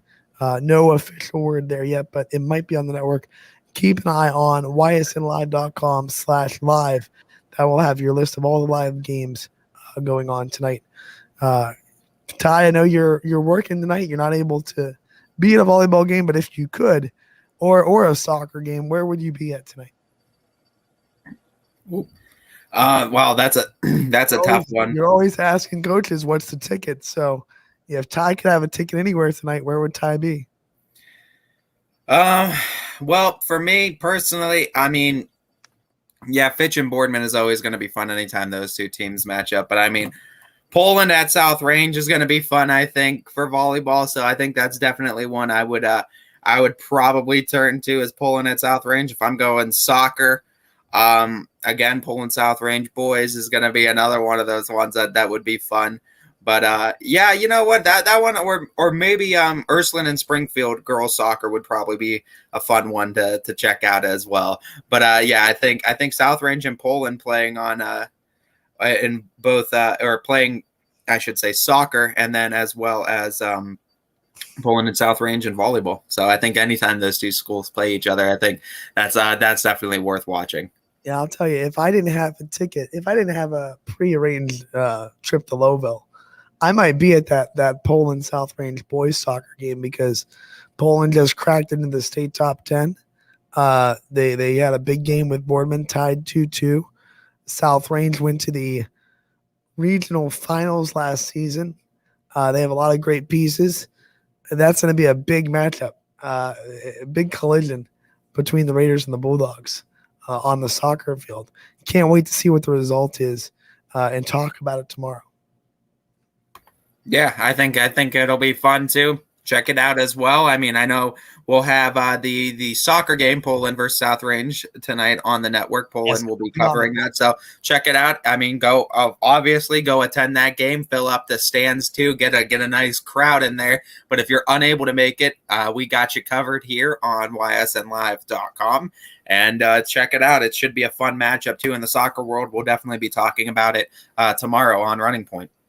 Before we let you go, for the people that are trying to go to a soccer game tonight, the Storm Dragger 21 weather report for tonight looks beautiful. It's going to be probably at first kickoff 79 and sunny, no rain at all in the forecast for tonight until early tomorrow morning. There's a chance of rain at 5 a.m., but until then, we're looking golden. So a beautiful day to go watch a soccer game. We don't have many of these days left above 75. So get out and watch some boys, watch some soccer, go watch some volleyball, get outside and do some stuff tonight because pretty soon we're going to be getting those coats out and I'm not going to be having a fun time. Yeah, I know. You'll be freezing here pretty soon going outside, and that's what we're not looking forward to. I do not like the cold. I don't understand people that do. I know there are people that like the cold over the heat. I am not one of those people, and I keep the calendar keeps turning, and I keep looking down the road like we're gonna be really cold really soon because we don't get much of a break. Like we get like maybe 2 weeks where it's maybe like 50s, and then it's like a sudden drop off. Hey, here's your 20-degree weather. Have fun. Yeah, I know it's gonna drop off, and it's gonna drop off real quick. So enjoy the weather while we have it. Oh man, well. that'll do it for today's episode of Running Point. Thank you so much for tuning in. Once again, we laid over all the events going on tonight.